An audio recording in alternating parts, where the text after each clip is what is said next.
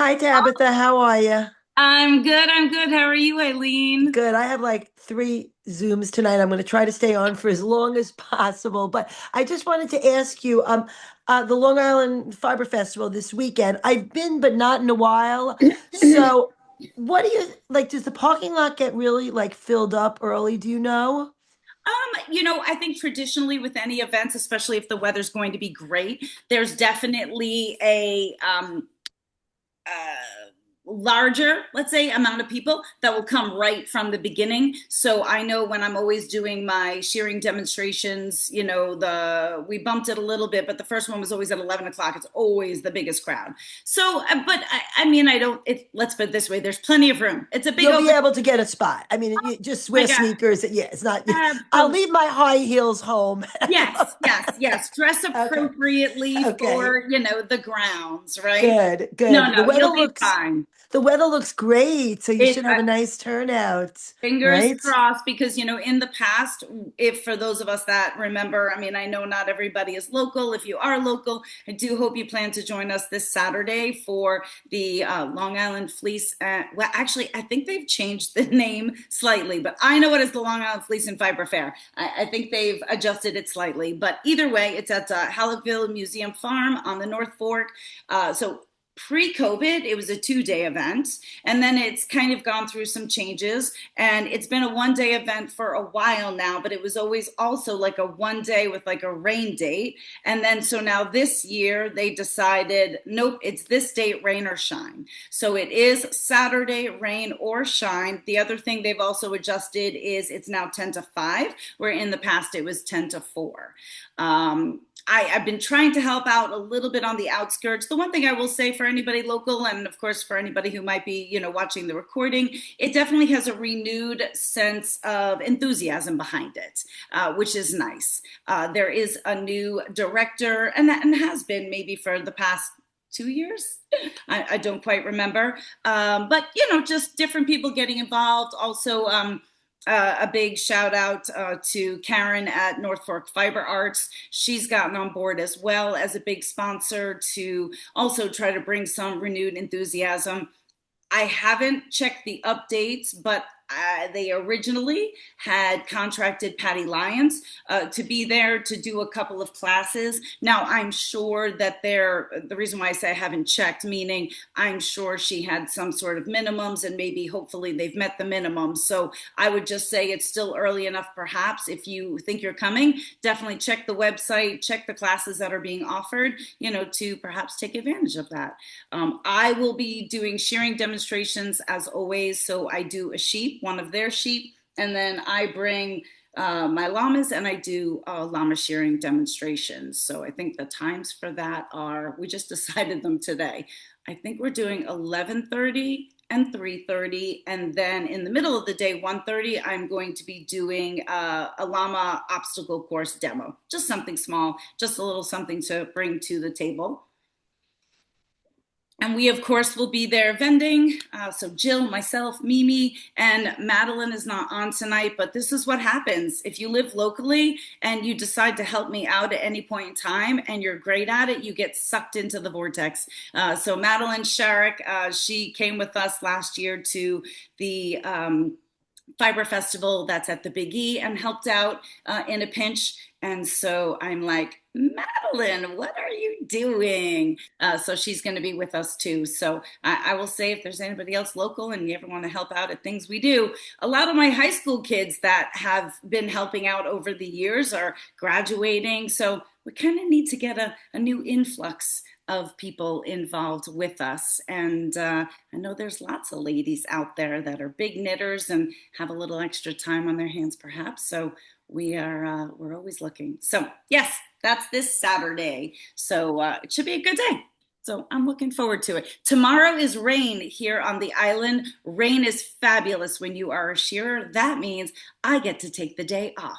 So I am taking the day to pack for the Fiber Festival tomorrow, and hopefully be ready in advance, and then get right back to shearing as soon as the weather clears up. So and we'll have a baby.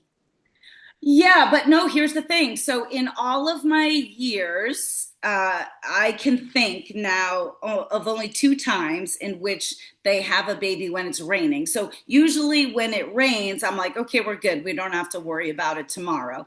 Now, of course, that reminds me, I need to make notes. Thanks, Beth. Saturday we're all going to be gone, so I'm going to have to get some people to check in on Tesla because that will be the way things are going right now these days.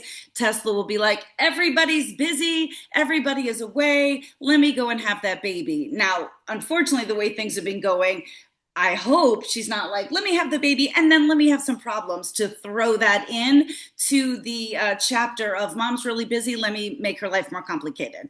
So fingers crossed, everything will be fine. But I do need to make sure that I look for some people to be able to stop in and check on her. So tomorrow, I do not think we will expect a baby. I do have actually the baby watch video. It's on me that I haven't been posting it.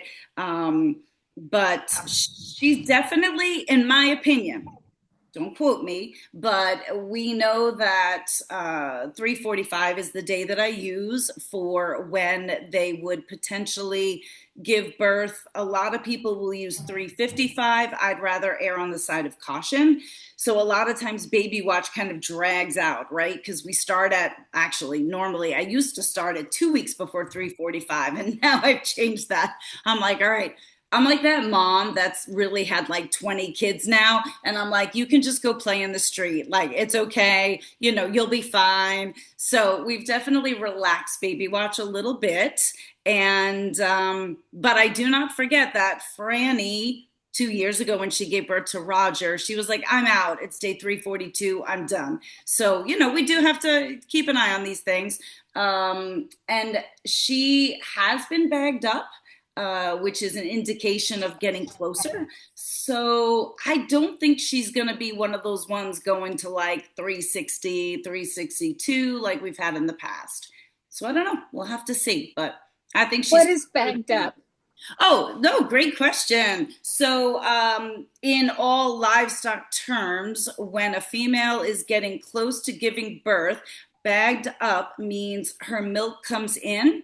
And so the udder, which in a llama is pretty small versus like in a cow, it would be bigger.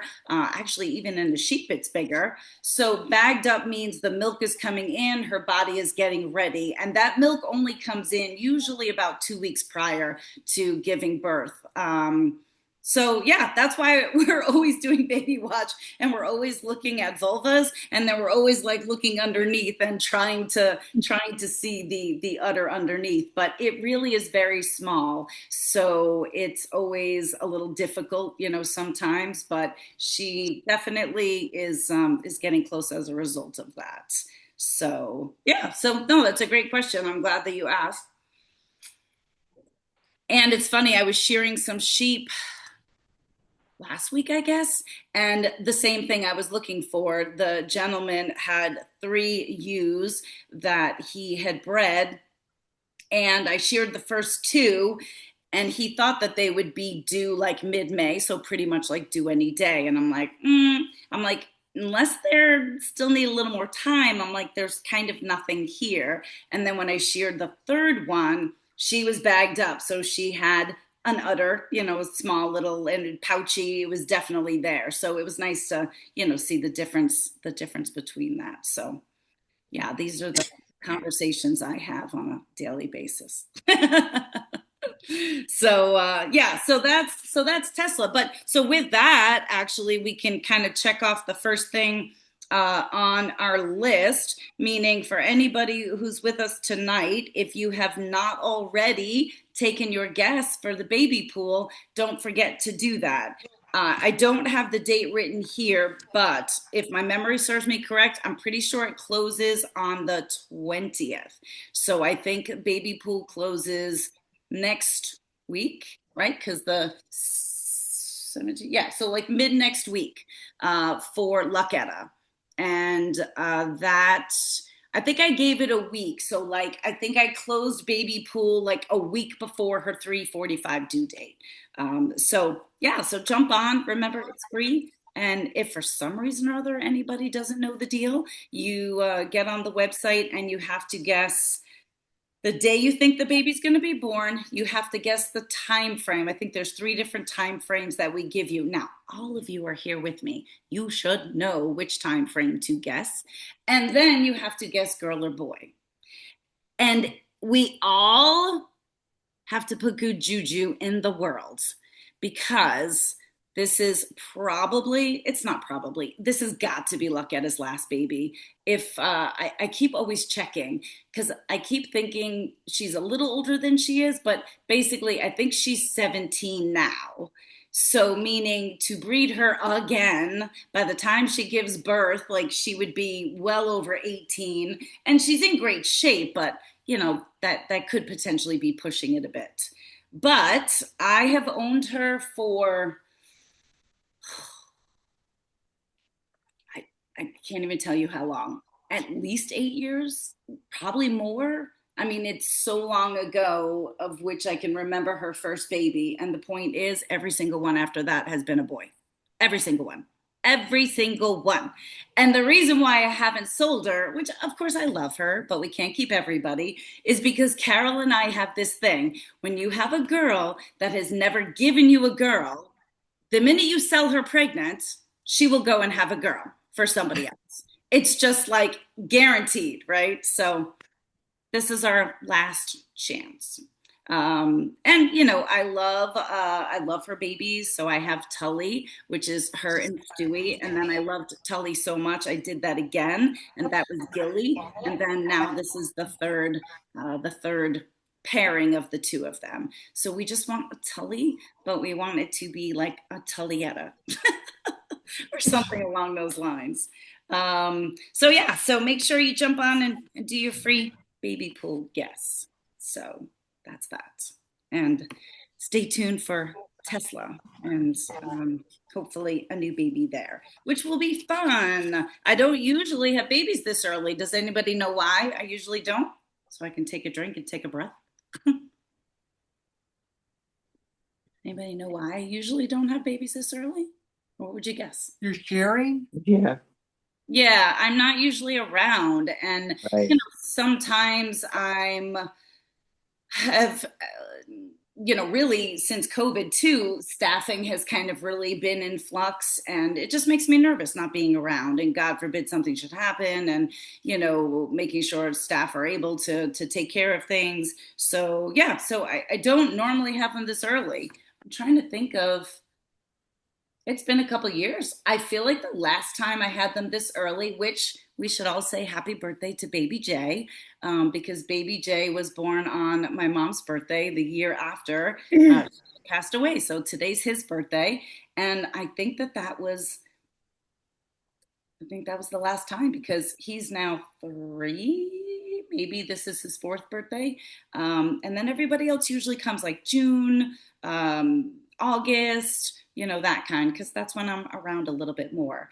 But Stewie was apparently on a mission because I didn't try very hard. I just bred both the girls one time thinking, all right, we'll just get the ball rolling. And then I look at my notes and I must have gotten real busy. So then like a month later, I was like, all right, let's go back at this again. Both of them were pregnant after the first time. So yay, Stewie. I was like, all right, well, I guess I didn't have to work too hard. Yes, happy birthday to Baby J and my mom.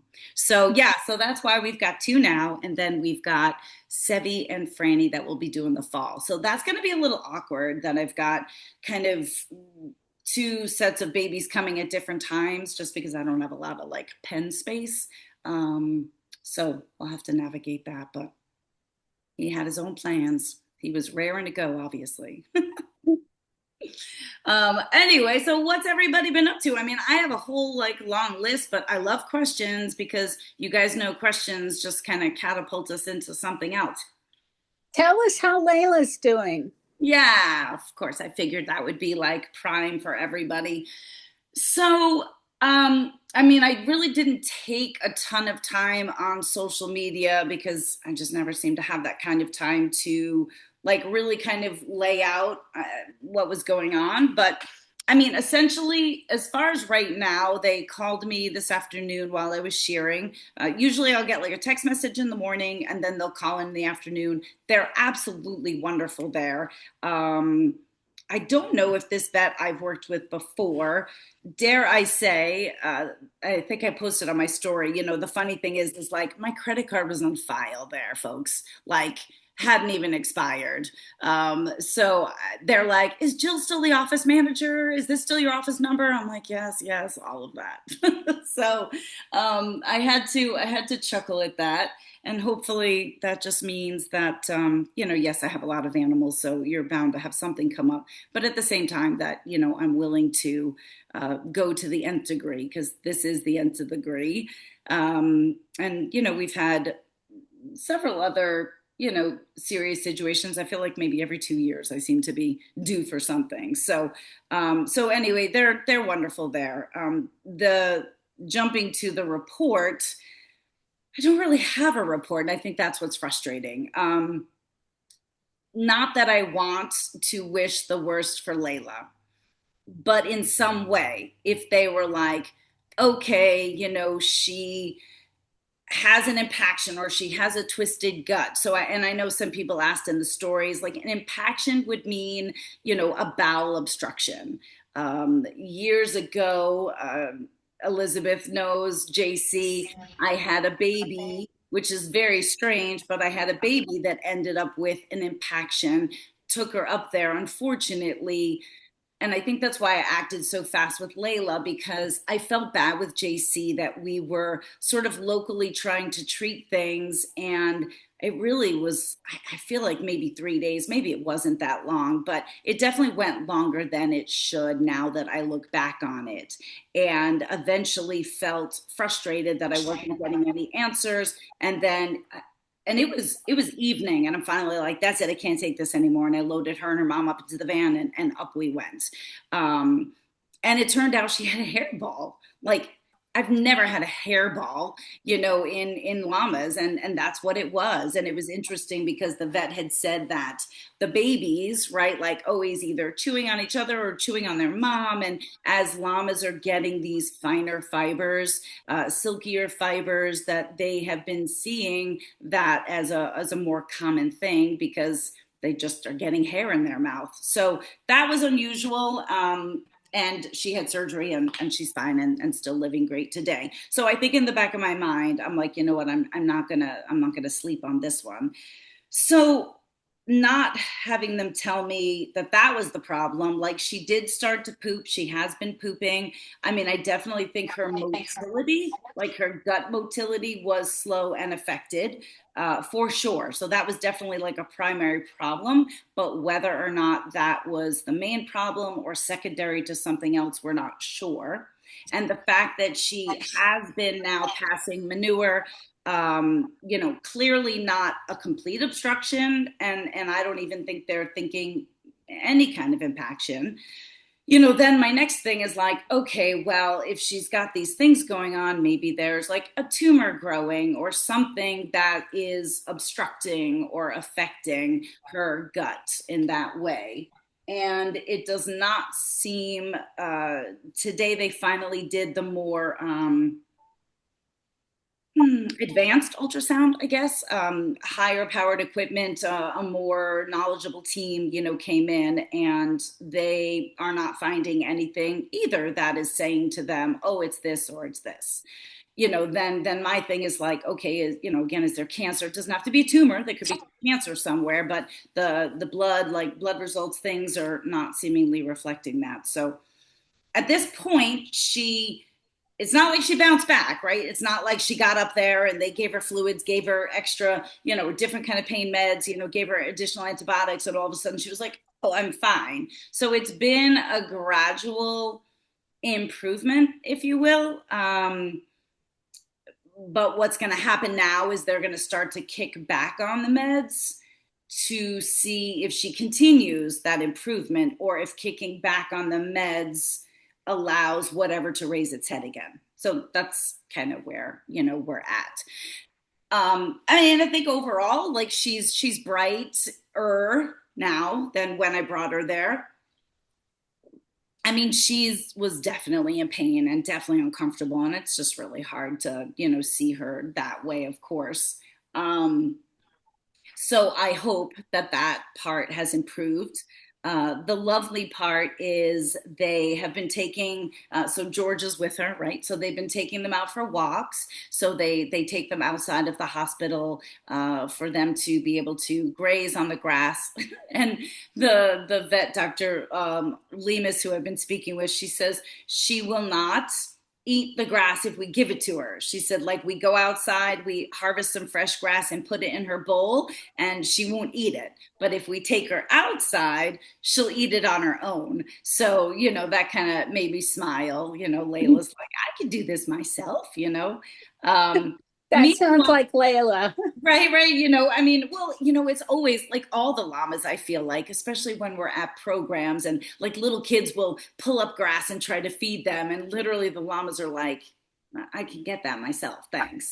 The funny part of it is that like Georgia is up there living her best life. Like Georgia is like the star. That's all everybody, keeps talking about.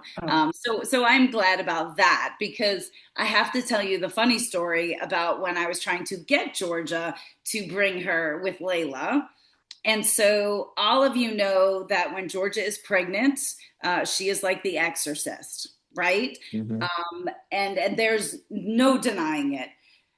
The other thing that I'm sure is what contributed to it is Georgia's lovely when it's like on Georgia's terms. I mean, most of my animals, as soon as they see the halter and lead, they're like, no, no, no, no, no. Like, this is not my plan. And that was probably my mistake is that I went in there just thinking I was going to be like, come on, Georgia, let's go.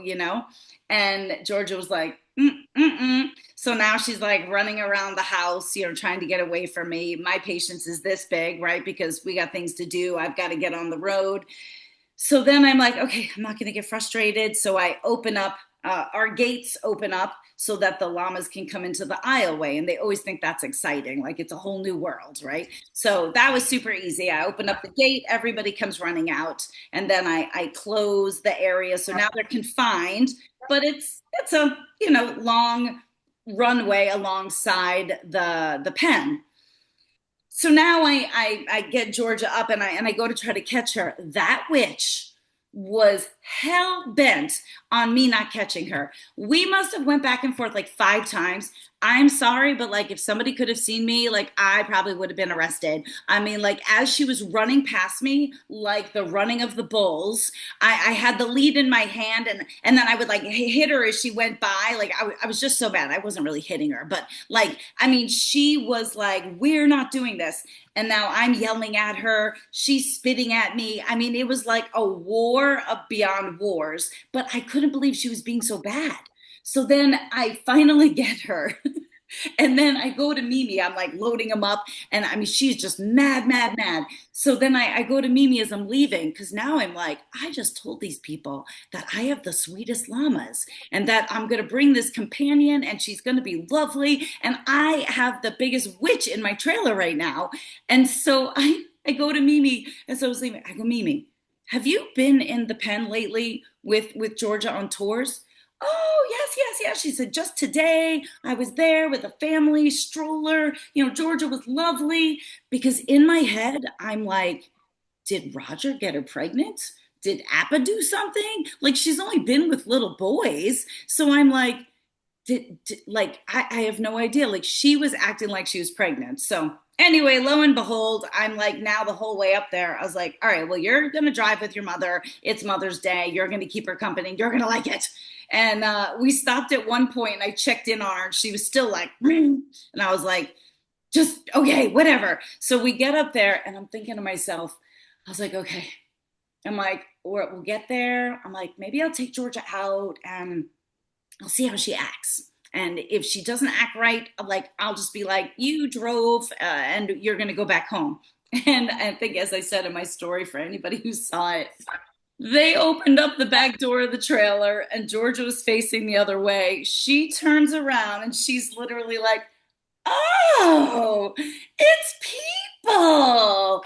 And like her whole face changed. her whole face lit up and she just turned on the charm. And meanwhile, I'm like, that bitch. I was like, I cannot believe this. She jumps out of the trailer. She's leading the parade down the hallway. Like, I mean, she was just like, this is amazing.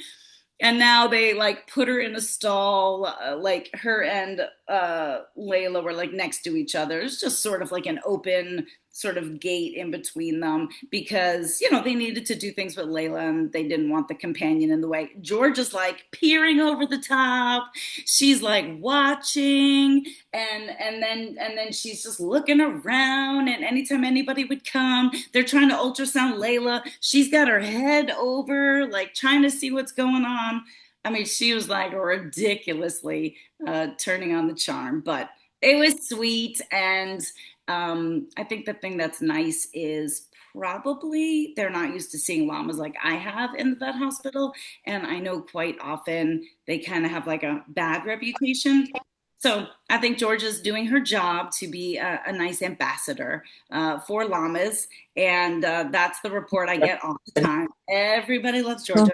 Everyone loves Georgia. And they were trying to do something today, and I guess Georgia was getting in the way and trying to stick her nose in it. And yeah, it was just funny, like to see her face that first night. Even they like brought her some hay. She was like in a movie. She was just sitting there like chewing the hay, like looking all around, like just thinking she was on vacation. So she thinks it's great, apparently. So that's the story. I mean, the other thing, interestingly enough, while I was bringing her up there, Georgia's gotten some dermatitis on the back of her neck that is itchy for her. So she's been like scratching it with her back legs, and she's lost, hair on the back of her neck. So I'm like, well, shit, my bill's going to be big enough. You might as well have like a dermatology, consult. And I meant that. So today, I guess I got the report, or at least they came and did a workup. And, I said, look, I'm not biopsying anything. I said, but I just thought if they took a look at it, did a skin scraping, if they had any recommendations, might as well take some information away from it. As long as she's up there living her best life, she might as well get a little workup herself. So yeah, so that's the report. I mean, the trouble is I'm just kind of on hold, because really, I guess I don't know when I'm going to go back and get her, but whenever they feel like she's ready to go home. I mean, I guess I want to say that I'm hopeful now at this point, but I think we still need to go backwards on her meds and then make sure she holds steady.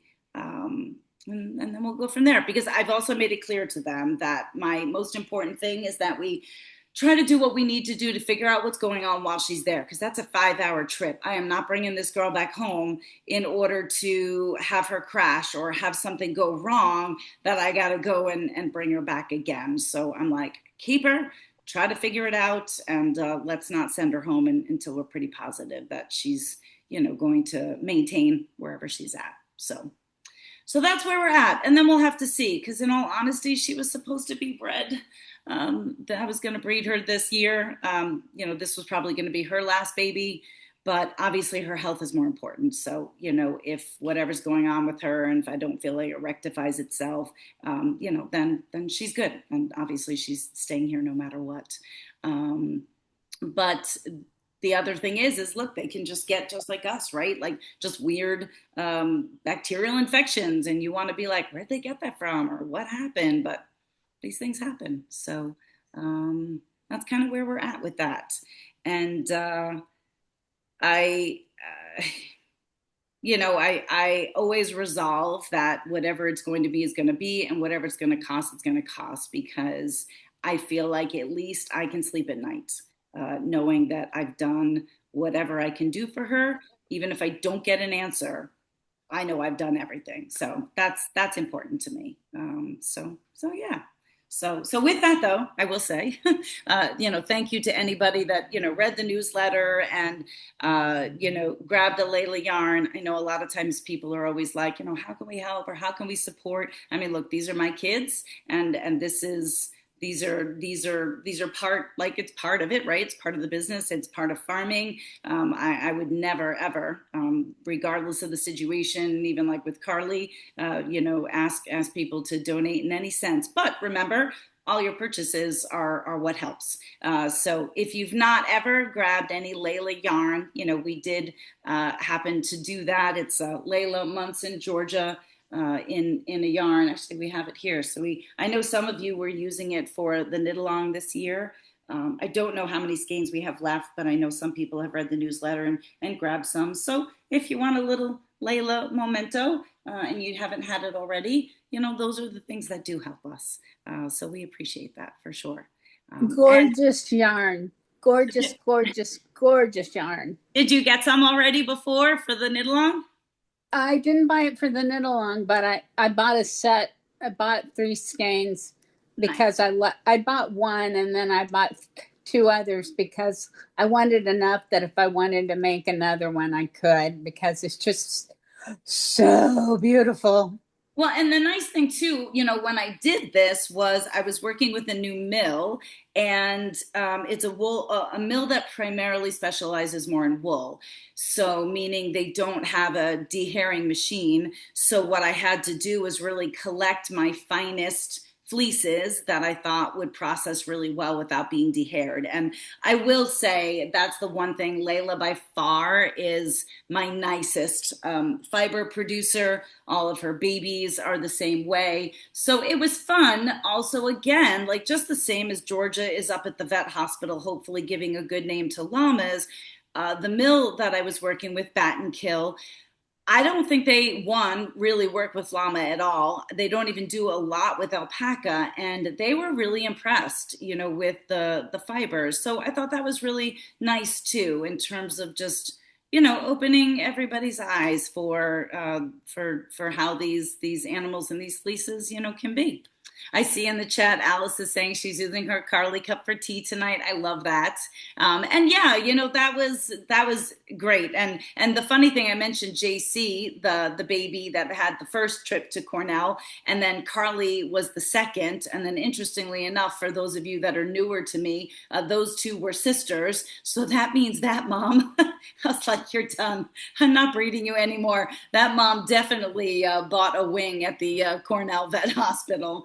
So, and that's interesting, I feel like, that both babies had something sort of digestive, tubing issues, right? So, a great look into potential genetic issues, not great for my pocket, but it was definitely a good learning curve that way. So yeah, I have my Carly cup still. And again, that was our way of doing something to say, hey, if you want to support us, we made those mugs, and that was great. So it works out well. I appreciate it. And I will say, I want to remind everybody, I know my incentives for you to purchase things, in a sense, thus far, as we've started the Share and Share tour, are smaller. But please remember, anytime you choose to shop, I don't care if you buy a lippy, make sure you put in the notes the Share and Share tour, because don't forget, I know that I haven't posted a ton posting wise. I do stuff. I've got the pictures. This was why when I said the other day, I was like, I take all the pictures, I have all the intentions, and then I just don't get to it. But we have been collecting things, along the way. So we are, of course, still doing the Share and Share tour keepsake basket. Last year was the first one that we did. So we're doing that again. So that means when I finally decide I'm done shearing for spring, like when I feel like my last spring animal is done, I'm hanging up my shears, even if it's for a month before I start in the fall, that's when we'll kind of close things for that basket. So, and look, if I know you guys, like Priscilla ordered the other day, and then unfortunately she had ordered some of the alpaca bracelets, and then I don't know, like, wasn't it the package got smashed and then one of them were missing or something like that? It looked like it'd been run over with the line down the middle, and end was popped out, and I could see inside that one was still in there and one wasn't. Crazy. And I know I saw in the email, I mean, I'm on a need to know basis. Jill takes care of everything, but I know we put in a claim for you, and look, guys, if this ever happens to anybody, I mean, we of course went and sent Priscilla another one. It's not her fault. It's not our fault, but we're always going to do that. And then we did put in a claim, and I think the claim got approved. And even if it didn't get approved, it's fine. So I always hate when those things happen to you guys. But my point of the story was, I know Priscilla, and she placed the order. She didn't put share and share tour in the notes. And I said to Jill, I was like, I know Priscilla, and I know she's watching me. So just, make sure you put that on for her. So if I know you, then I can do that. But, if I don't know you, then yeah, either way. So help us to make sure, that you do that. And I think, and actually I was going to say, I mean, I think all of the names that I'm looking at tonight, I hope everybody has been with us before. I know Nancy is newer with us, but she did the knit along. So now she's been jumping on board, which I love, although I've known her for years. So she doesn't have her face on right now. And I know Terry, I know you're a little newer, but you've been with us before, right, Terry? Yeah. And then of course, and Patty, you jumped in before I got to say hello. So it's good to see your face on. And Helene. So thank you guys for joining. Kelly, I know your face isn't on, but I saw you jump in after we kind of said our hellos. So it means so much to me that you guys are here. So yeah, so don't forget to be putting that in there. So, all right, anybody, I mean, like, look, I literally have my agenda here, but I'll take a breath. And any questions about the whole Layla thing? I know some of you were asking questions online. I tried to get to everybody as best as possible, but look, whether it's about yarn or livestock, what I love is that this is such an interested community, and you guys are always, asking different questions and, wanting to learn, even if you're never going to have an animal. I just know you're interested in everything what we're doing. So, yeah, so Jillian's asking in the chat, what was she doing or not doing that you noticed something? And I should post those pictures because what had happened that day was we had to go on a program, and I had people checking on her. Actually, God bless, my husband's best friend Brian was just working on his car in the garage. I'm like, Brian, you have to do me a favor. I'm like, can you keep checking on her? Just send me a picture. So he was so sweet to do that all day. But we were getting ready for the program in the morning, and Esmeralda had come in to feed, and it was pretty pronounced. Basically, she texted me and was like, Layla is down on her side and she won't get up. So that's, pretty drastic. So I, of course, start running down the farm to go and see what's going on, half kind of thinking, oh my God, is she going to be like dead or, whatever. So I ran in there, I yell her name. Now she did sit up when she heard me yelling at her. And that's why I think she was probably like, oh shit, now I'm really in trouble. So she sat up, and then she did get up. But so then the significance of things that you look for is that even though she sat up and then she got up, I'm like, okay. She walked, maybe 5 steps or so, and then immediately laid back down again. And then when she was laying down, the other significance, the things that tell you that they're having abdominal pain, is when they start like shifting to the side. So even though she wasn't like flat out on her side, if you picture the way they normally sit like a little potato with their legs tucked under them, she was shifting her hips. Right? Like, so you can figure if you've got a bellyache, you don't want like all the pressure on your belly. So she was shifting her hips to the side, and then she'd shift the other way, or she'd really go over, like not flat out, but like really, really kind of on her side. And then she would get up again, and then she would do that again. So in our world, we kind of call that she's acting colicky, just the same as like a baby would be acting colicky.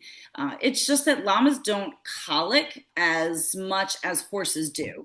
It's pretty prevalent with horses in terms of a colic, like that's super common. And with llamas, it's really not. So that's pretty much what she was doing. And then I immediately called the vet, and it was just a coincidence that he was down the street because he was going to be doing some work with the vet tech students. So I dragged him over here first. You know, we did kind of an initial workup.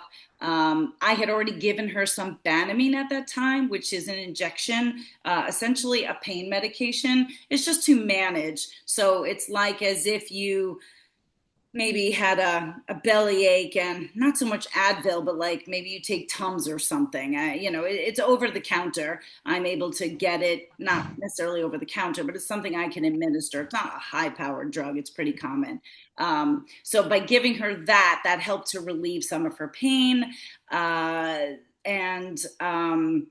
that's a good thing that she responds to it, but you know, sometimes then that can also like mask things. So the point was, as the Banamine started to wear off throughout the day, then her signs of uncomfortableness were increasing, and then that's just kind of where we were at. And then eventually, when we got home, I created a pen for her because now, right, you want to be able to evaluate. Is she drinking? Is she peeing? Is she pooping? And when they're in mass population, which it was just Tesla, Lucketta, and her, but you can't determine that unless you're going to sit there and watch them 24/7. So we made a pen for her, and then it really by morning I had determined that there really wasn't any poop, and then I think shortly thereafter she did poop a little bit, but you know she was still real ouchy, achy. So yeah, I mean, when I still decided to take her to Cornell, at that point I had the vet back. We administered fluids. So yeah, to the tune of like for 2 hours, I was standing there with my arm up in the air, holding a bag of fluids to try to allow gravity to flow in. We tubed her. I have to post those videos. That was horrifying for me. I was so nervous. But basically you're putting a tube down their throat to be able to put mineral oil into her body to try to loosen up things and get poop to pass if she had any sort of impaction. So even after all that, by the morning, the nice thing was is she did drink some on her own. I was able to determine that, and I was happy about that. But you know, there just wasn't enough change for me, and I just didn't want to take any more time. And I had that window of opportunity to get her up there. So. Yeah, and I think I already answered that for you. Says a llama colic the same as a horse colic. So yes, you know, essentially a colic just means they have a bellyache. And it doesn't necessarily mean it's a complete blockage, partial blockage, but that's what a colic is. But in horses, and it can happen in llamas because horses have so much in the way of footage of intestine that they can get something called a twisted gut because when horses don't feel well, they tend to roll. Llamas don't really do that, but horses do. And then when you get that rolling action, that gut twists on itself and basically then not only cause a blockage, but now cause a constriction in the intestine where tissue can die. And then, you know, that definitely requires a surgical fix to it. And they don't always, you know, end up successful. So yeah, so those are all just different things. So that's kind of where we're at with her. Hey, John, I saw you jumped in. Good to see you. And I know you texted me, and I know I have responded to you, but I know you know, and yeah, we're good. So thank you. But thanks for joining us. So yeah, so that's great. I mean, it was a good question. So I definitely appreciate that. I got a question about some fleeces. Yeah. You had some golden fleeces that you showed that you had bought, a couple of really golden fleeces that you bought that were just the pure fleeces that were really golden. Mm-hmm. I'm not sure whether they were alpaca or llama. I think they were alpacas. Did I post it on my stories? Yeah, you posted them on your stories. I think it was on Facebook. Well, I mean, the stories go. Actually, I think she's talking about you when you shared the fleeces that I had posted that I processed. Oh, that's right. Yes, because Beth, you were asking, and I told you you have to talk to John. I'm pointing like this because you're up there, Beth, and John's down there. So yes, that was Golden Rule, which John, I just found out that he passed away. Oh no.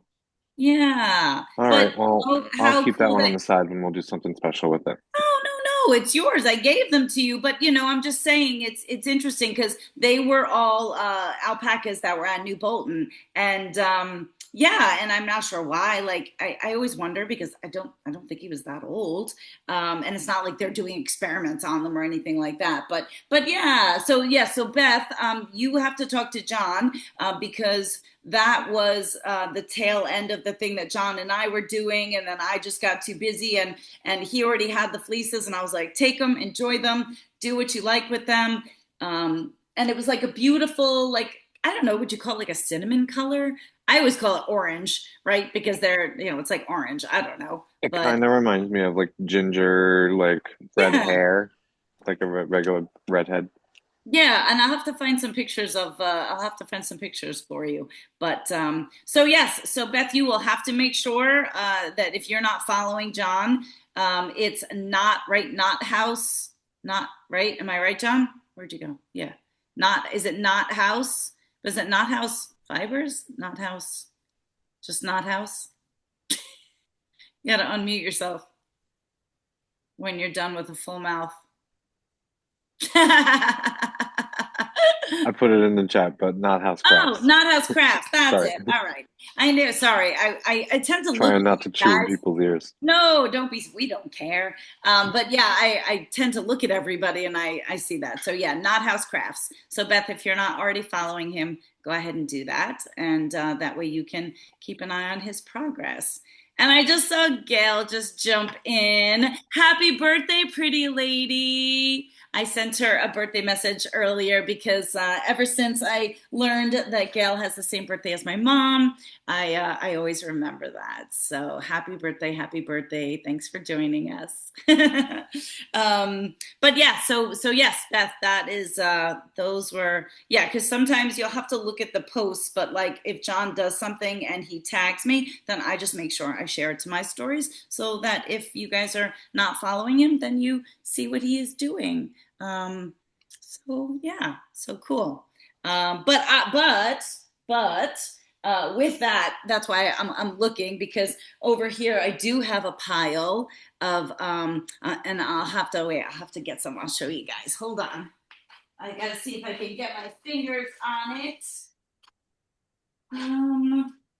So I don't know, like I don't know which is which. But for those of you, which I think is most everybody, you know that we did, it was 2 years ago, and I still have a little bit left.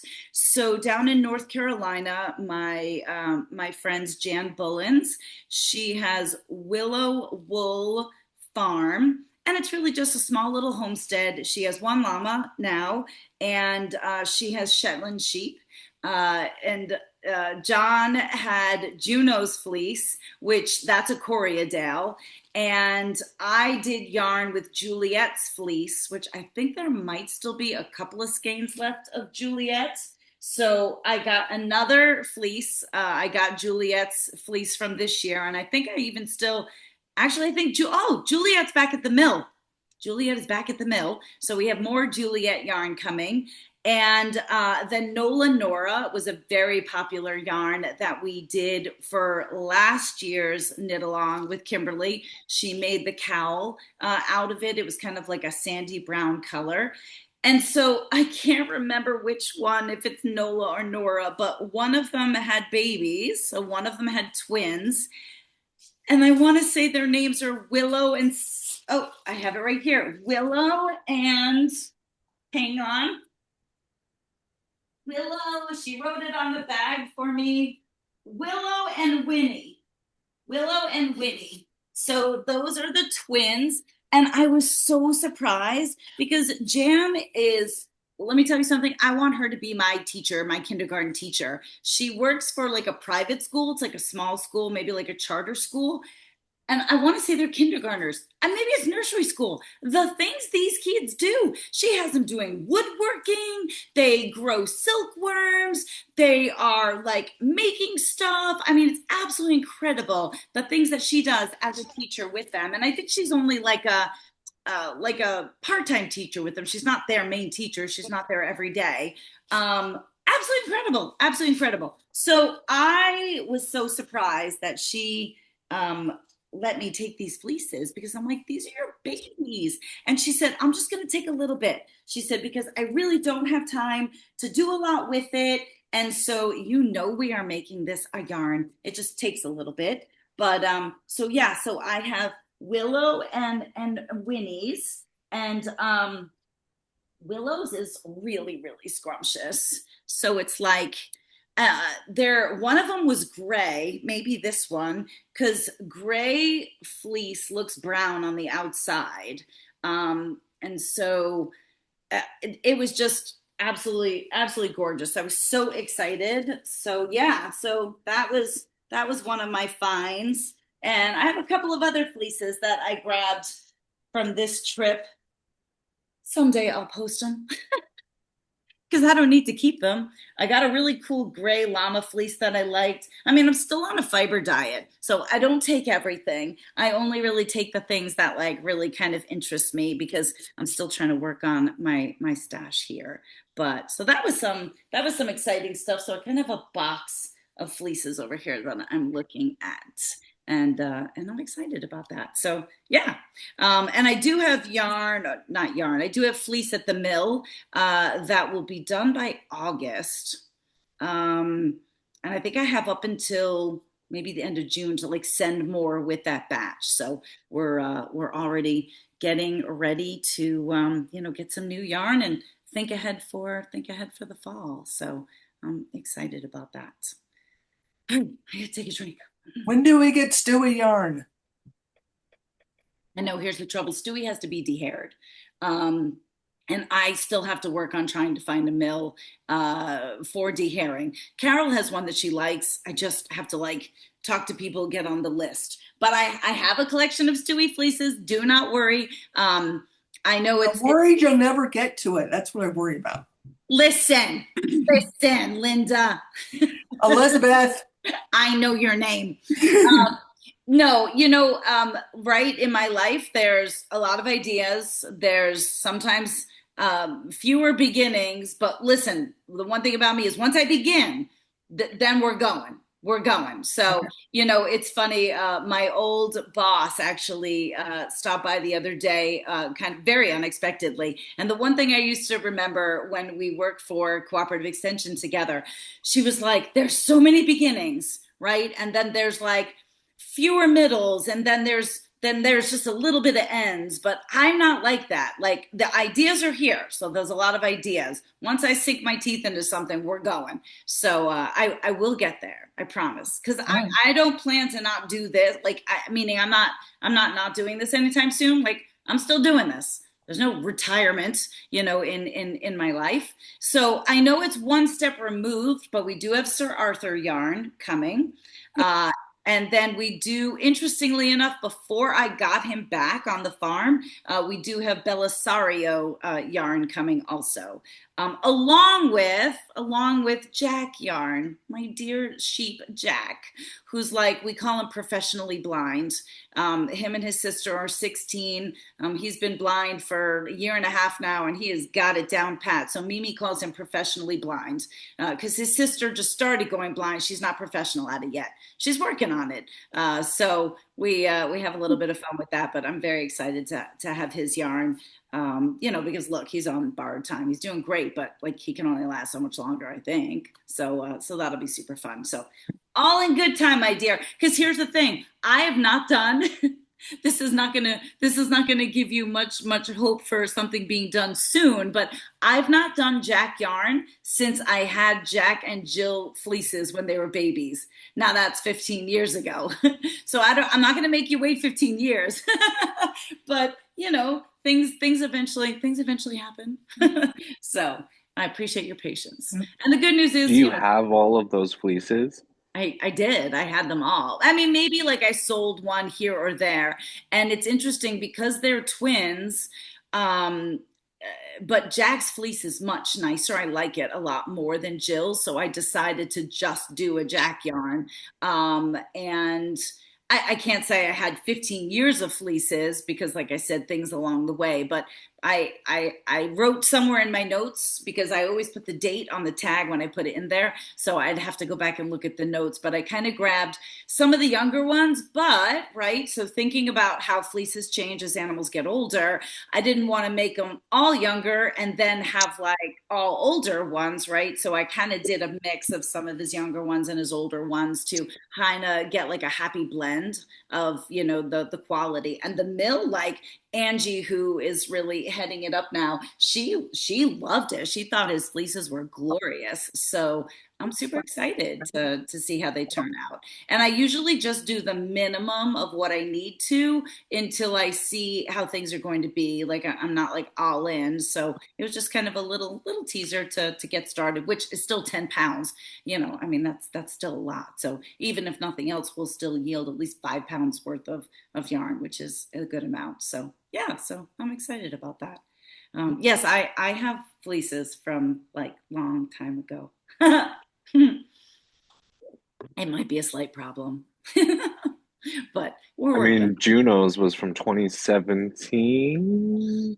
Yeah, but so to my defense, I didn't technically shear that. So Juno, I did not know. So that was Jan unloading the fleeces to me, which of course I was happy to take. You know, she had them up in her attic and she was like, all right, I gotta move some of this along.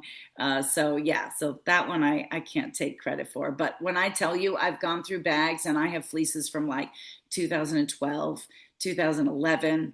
I'm not kidding at all.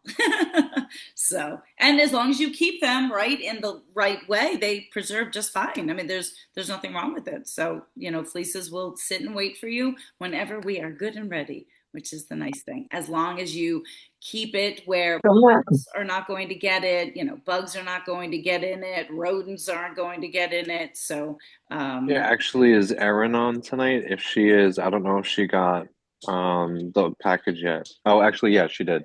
I'm pretty sure. She had oh, ordered one of the Erin skeins of, Carnes. yeah, she ordered a skein of Oh, Juno. nice. Oh, I love that. I love that. Yeah, actually, I just kind of saw her on Instagram. You know, she was just kind of chiming in with different things with Layla, so I was chatting with her a little bit. So that's great, and I love hearing that and seeing that. So yeah, I mean, again, guys, if you're not, you know, following John, please do because he just does a wonderful job with, you know, processing and explaining and the videos and yeah, I'm always like, how do you do it? How do you do it? And he's moving. He's leaving us. I mean, he's not going to leave our community because, of course, we're here on Zoom, but he is moving to Florida. Where in Florida? Because Gail's in Florida. I mean, I know Florida's big, but have you figured it out yet? So we've kind of narrowed it down to Volusia County. We're actually in full contract right now already with our house, so now we're just working on getting my parents' house done so that Okay. they can get listed and get sold, so we can all go down there and look at the properties. We have an on or about date right now of July 1st, so it's Okay. only like 45 days away, which is crazy. Yeah. So yeah. Well, Lives hopefully, in Volusia County. what's that? My brother lives in Volusia County. In Florida. Nice. Mhm. Wow. Orange Yeah. City. And Gail, Okay. how far away is that from you? I mean, I'm sure Florida's big, but I don't know what, I mean, I'm in South Florida in Broward County, so I don't know where is Volusia County. I'm guessing it's mid, Volusia's up by like Daytona Beach area and all it's the north. Are you on the East Coast though? yeah. Yeah, yeah. It's very different than the North, I will tell you. Um, and welcome. I'm sure that you love it. Yeah, I'm I do excited. love it here, but I miss the North too. I'm a New York girl, so I do miss the North. and it was Yeah, great it's having you definitely going to be visit the bittersweet. farm. Yeah, it is. Exactly. It's another chapter. Yes, yeah, for And sure. hopefully, like I keep saying, hopefully once I get my own fiber animals, I'll be able to have her down helping me with the shearing stuff. Oh, it'd be wonderful. You're gonna have to fly me down there, you know, There so you make sure go. you rack up those frequent flyer miles. But I will be more than happy to have an excuse. And John, Erin's not on, but Ruth, her mom, is. And so in the chat, she said Erin didn't make it tonight, but she was excited to get her package. So it came. Oh, yes. She got it yesterday. So But I love that, right? Like I love our community, you know, all keeping together that way. So Nancy was asking, is there anything special that you do to keep rodents and moths away from the wool? So, I mean, unfortunately, I don't like chemicals, but I mean, in this instance, I do use that. I have these strips that somebody turned me on to. I want to say they're called Pro Zap. I can't remember. I keep them. I mean, at one point I was even selling them just because really anybody who has yarn or any kind of, you know, natural fibered whatever, you know, you've got to make sure. Even Carol, she ended up having an outburst of moths that got to a lot of her beautiful wall hangings that she got from South America. So, you know, it doesn't have to just be yarn. But Lars and Gail Garrison, who got me started in llamas, this was something that they use because it doesn't have a smell to it. That's what I like also. And you're not touching anything. So it's kind of like, it looks like like a big air freshener. You know, it's got like a hook on the end. So it hangs. It's maybe like about this tall, this wide, and then the actual, you know, active ingredients are on the inside, and it's kind of slatted. So to me, like I said, again, it kind of looks like it comes out like an air freshener. So that's what I use in terms of the moths. You know, it's not necessarily going to keep rodents away, so you know, you do have to be careful about that in terms of like if you're storing your fleece in a barn, which I do have some, you know, or if you're storing it in a shed versus if it's in your house. Technically, you know, you really don't always want the bags closed because you do want them to breathe. But oftentimes the ones that are in my barn, I do keep them, you know, closed loosely so that, you know, things don't get in, the dirt doesn't get in it and stuff like that. So I'm definitely not the quintessential, you know, perfect example of it. But, you know, we try. We all try. So at least it beats when I shear for somebody and then I show up the next year and I still see the bags of fleece sitting in the corner somewhere. I mean, I'm better than that, but I do see that all the time. So do your cats ever go after your sheep fleeces?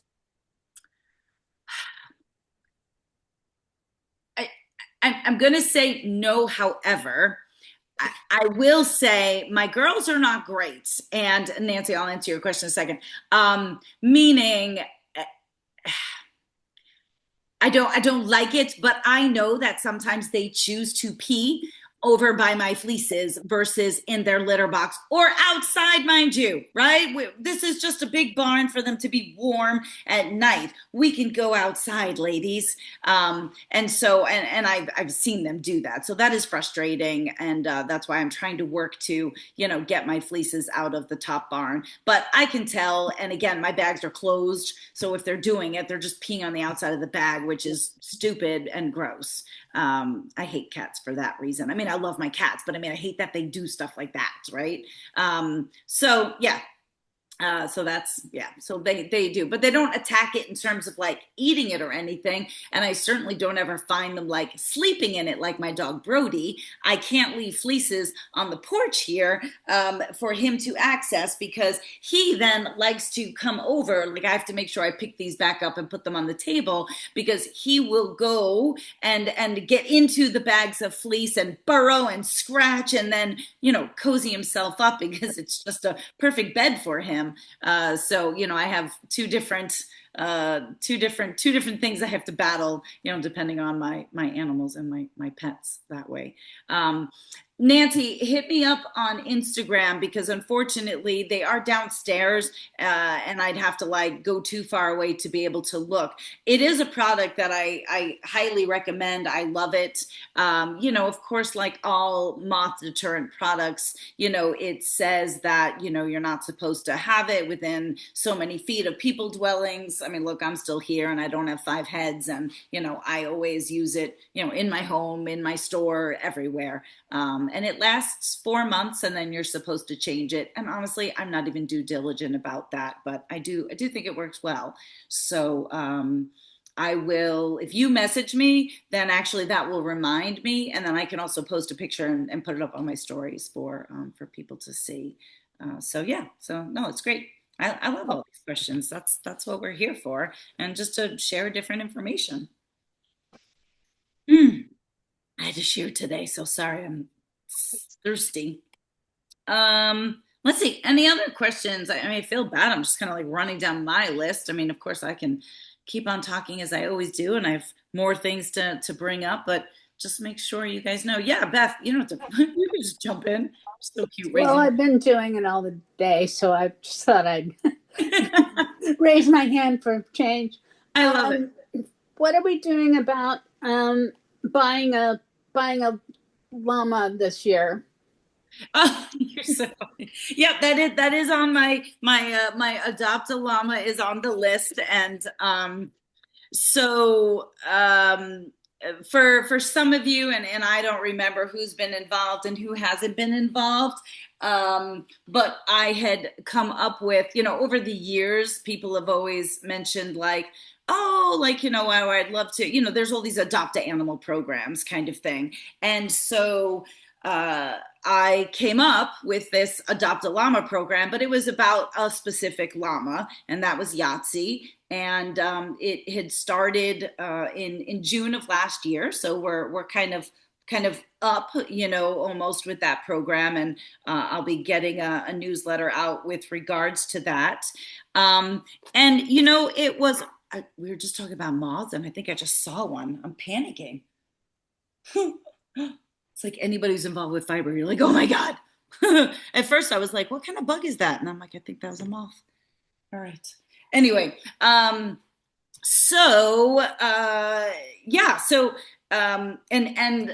Gail, it's so great that you're on, because Gail's the one that told me when we were chatting that it turned out that in the end, Yahtzee had 30, well, she still has, Yahtzee has 37 moms. And Gail, I remember that you said right in the Jewish religion, 37 was a lucky number for something. Was that? Can you? No, I think it was it's probably 38. It's derivatives of 18, so 36. Okay, well, whatever That's okay. number that you told me, I know she has that many moms, because Oh, I remember we were talking about it. And so explain, just because I thought it was interesting, what was the So the number 8, so in Judaism, numbers mean something, and numerology is kind of a neat thing. So the number 18, 1-8, in with Hebrew letters, means spells the word chai, and the word chai means life. Yeah, okay. So life, Life, like life. Like Okay. if you want to give a gift and you're not sure what you want to give, you give the gift of chai, which is $18 or 18 something, Oh, because it's the gift of life. And just coincidentally, life, Long Island Yarn Farm is a wonderful thing. So, and when as a number, if you're going to give gifts, you go with derivatives of 18. So okay. any of my Jewish friends can chime in if I'm not explaining it, or you can add to the explanation. So it's 18, 36, Okay. and then 72. So the number 18 is really the derivative, but Okay. and 36 is And I probably mean, where then it we are. has to be that number, and I'm No, misspoken, because I remember, I remember when I told you, like, or we were chatting, I remember you brought that up, and I just thought that was so, I thought that was so neat. really.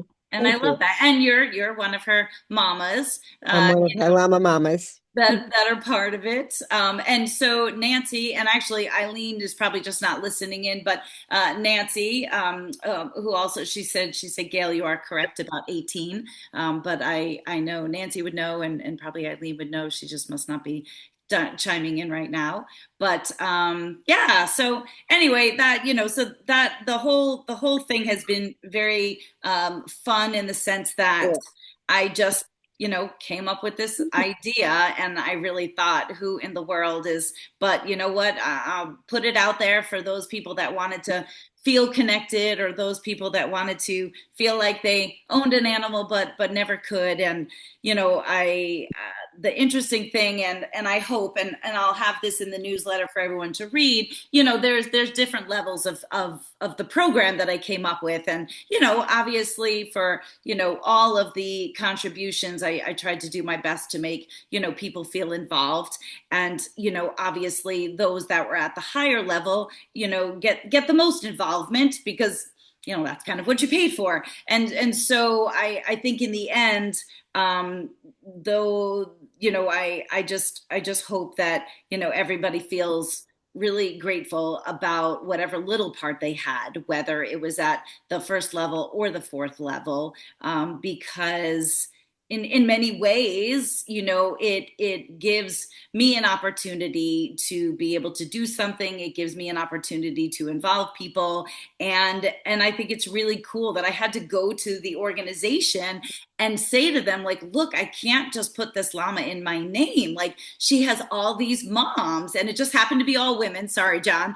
And I said, like, can we do this? And so it's literally like she is owned by me and the Life Guild, on record, So anyway, so people got their own little certificates and, a copy of her actual registration. And we've been doing different things. And of course, the fourth level, which Beth is part of, I feel like those people just naturally are the most connected because we Zoom, most months. They're on a text thread with me. So they get pictures, they get, all sorts of interaction that way.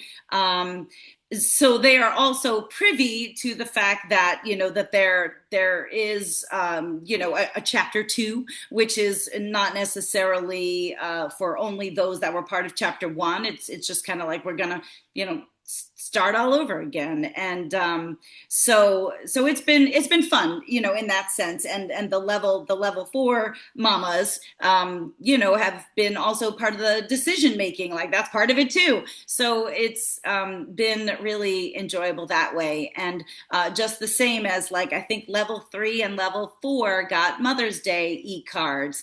I don't remember offhand like what all the different levels got. So Tabitha, I want to jump in as Gail. yeah. So for those people who might be new, the levels, it doesn't matter. It's just a way for her to structure Oh, whatever it is that we're giving.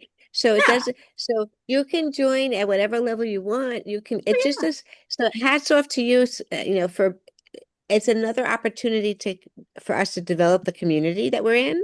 And we love it, and we love each other, and we get to know each other in different ways.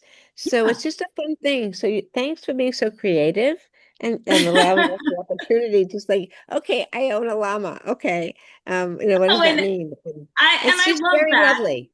No, and I love that because, and I think even yesterday with the story, like, sometimes, and I really do mean this, like, sometimes I feel like I don't do enough, and I think it happens for me when I'm in shearing season, especially, right? Because I have to be so focused on that. And what I love is that all of you remind me that you're just happy where you're at. I mean, literally, I feel like sometimes I'm supposed to be in your pockets every day, and I think because I go back to the COVID days, right? When we were like all together all the time, which I loved.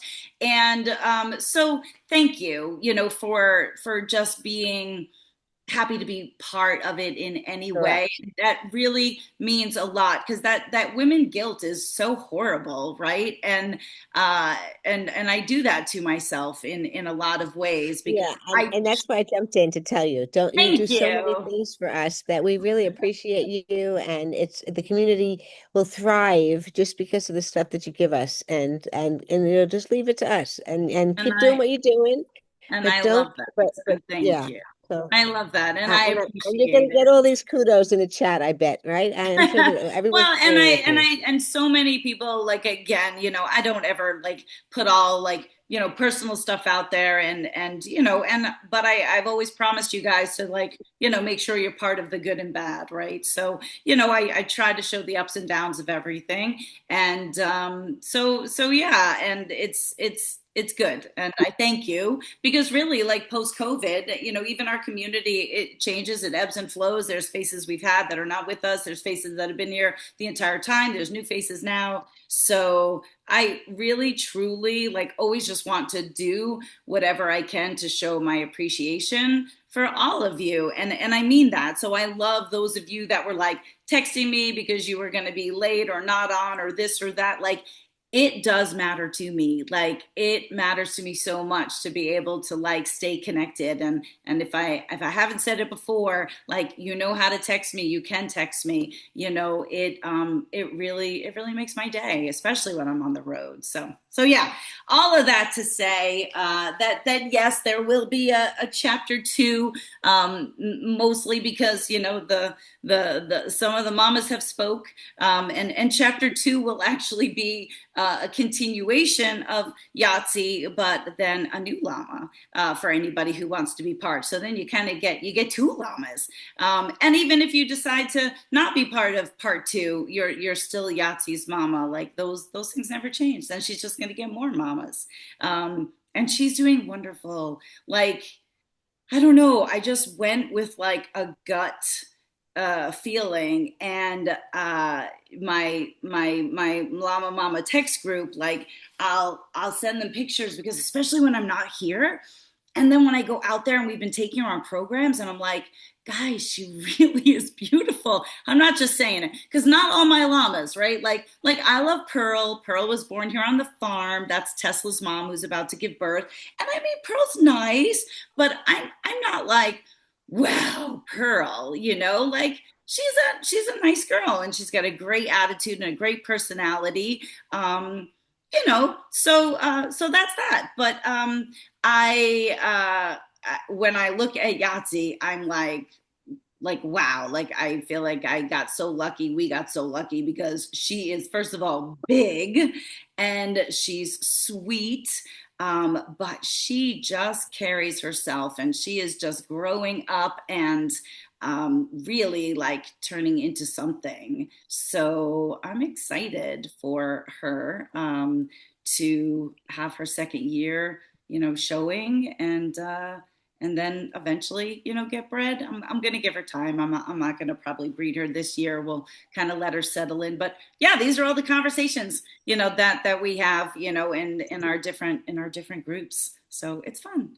But yes, so I can't necessarily, I don't want to give everything away because it's got to go in email and stuff, but at least the sneak peek that you get as being part of like VIP, you know, is part of our conversations were like, okay, we have Yahtzee and you know, who would we want to breed her to down the road and what are we looking for? And while we might have wanted to try to find a guy with spots to go with Yahtzee, it's really not that easy. The spotted llama thing is not very common. And so it just kind of got me, you know, talking and thinking about some things. And so I ran across an opportunity while I'm shearing, because that's the benefit of shearing for bigger farms. And so yeah, so we're jumping on something, and we're gonna get a new boy that's going to change some things a little bit in our program once he's ready. Silly conversation, but like one of the things I need in my program is a longer neck. It's a conversation nobody has but me. I understand that. But, you know, I feel like a lot of my llamas are a little shorter in the neck than I would like. So I need a little length of neck. And I need different bloodlines because everything is starting to tie back to Sir Arthur, Stewie, you know, Georgia, like they're all related. So we needed to get some new blood.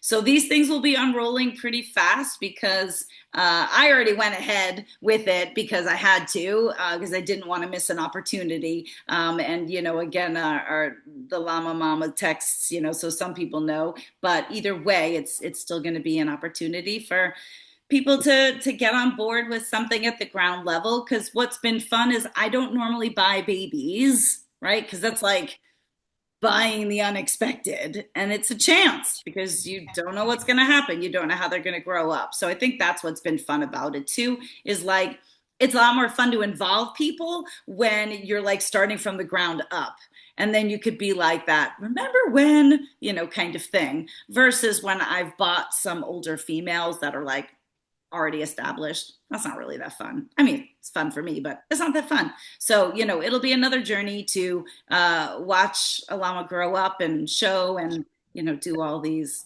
things. So with that though, Madeline, yes, you did miss the Layla update, but that's okay. Just for time's sake, I can't circle back, but No, that's okay. We'll catch up on Saturday. yeah, she's holding steady. And actually, John, in the chat, you were asking who is going with me. I didn't get to it, but you were asking who is going with me to Halleckville. So Madeline, who just jumped on, is who I said we roped into it. And then Jill and Mimi. So the four of us will be there. So What about the animals? oh, the animals. That's what you meant. Who cares about the people? He's like, I don't care how No you're running offense. the event.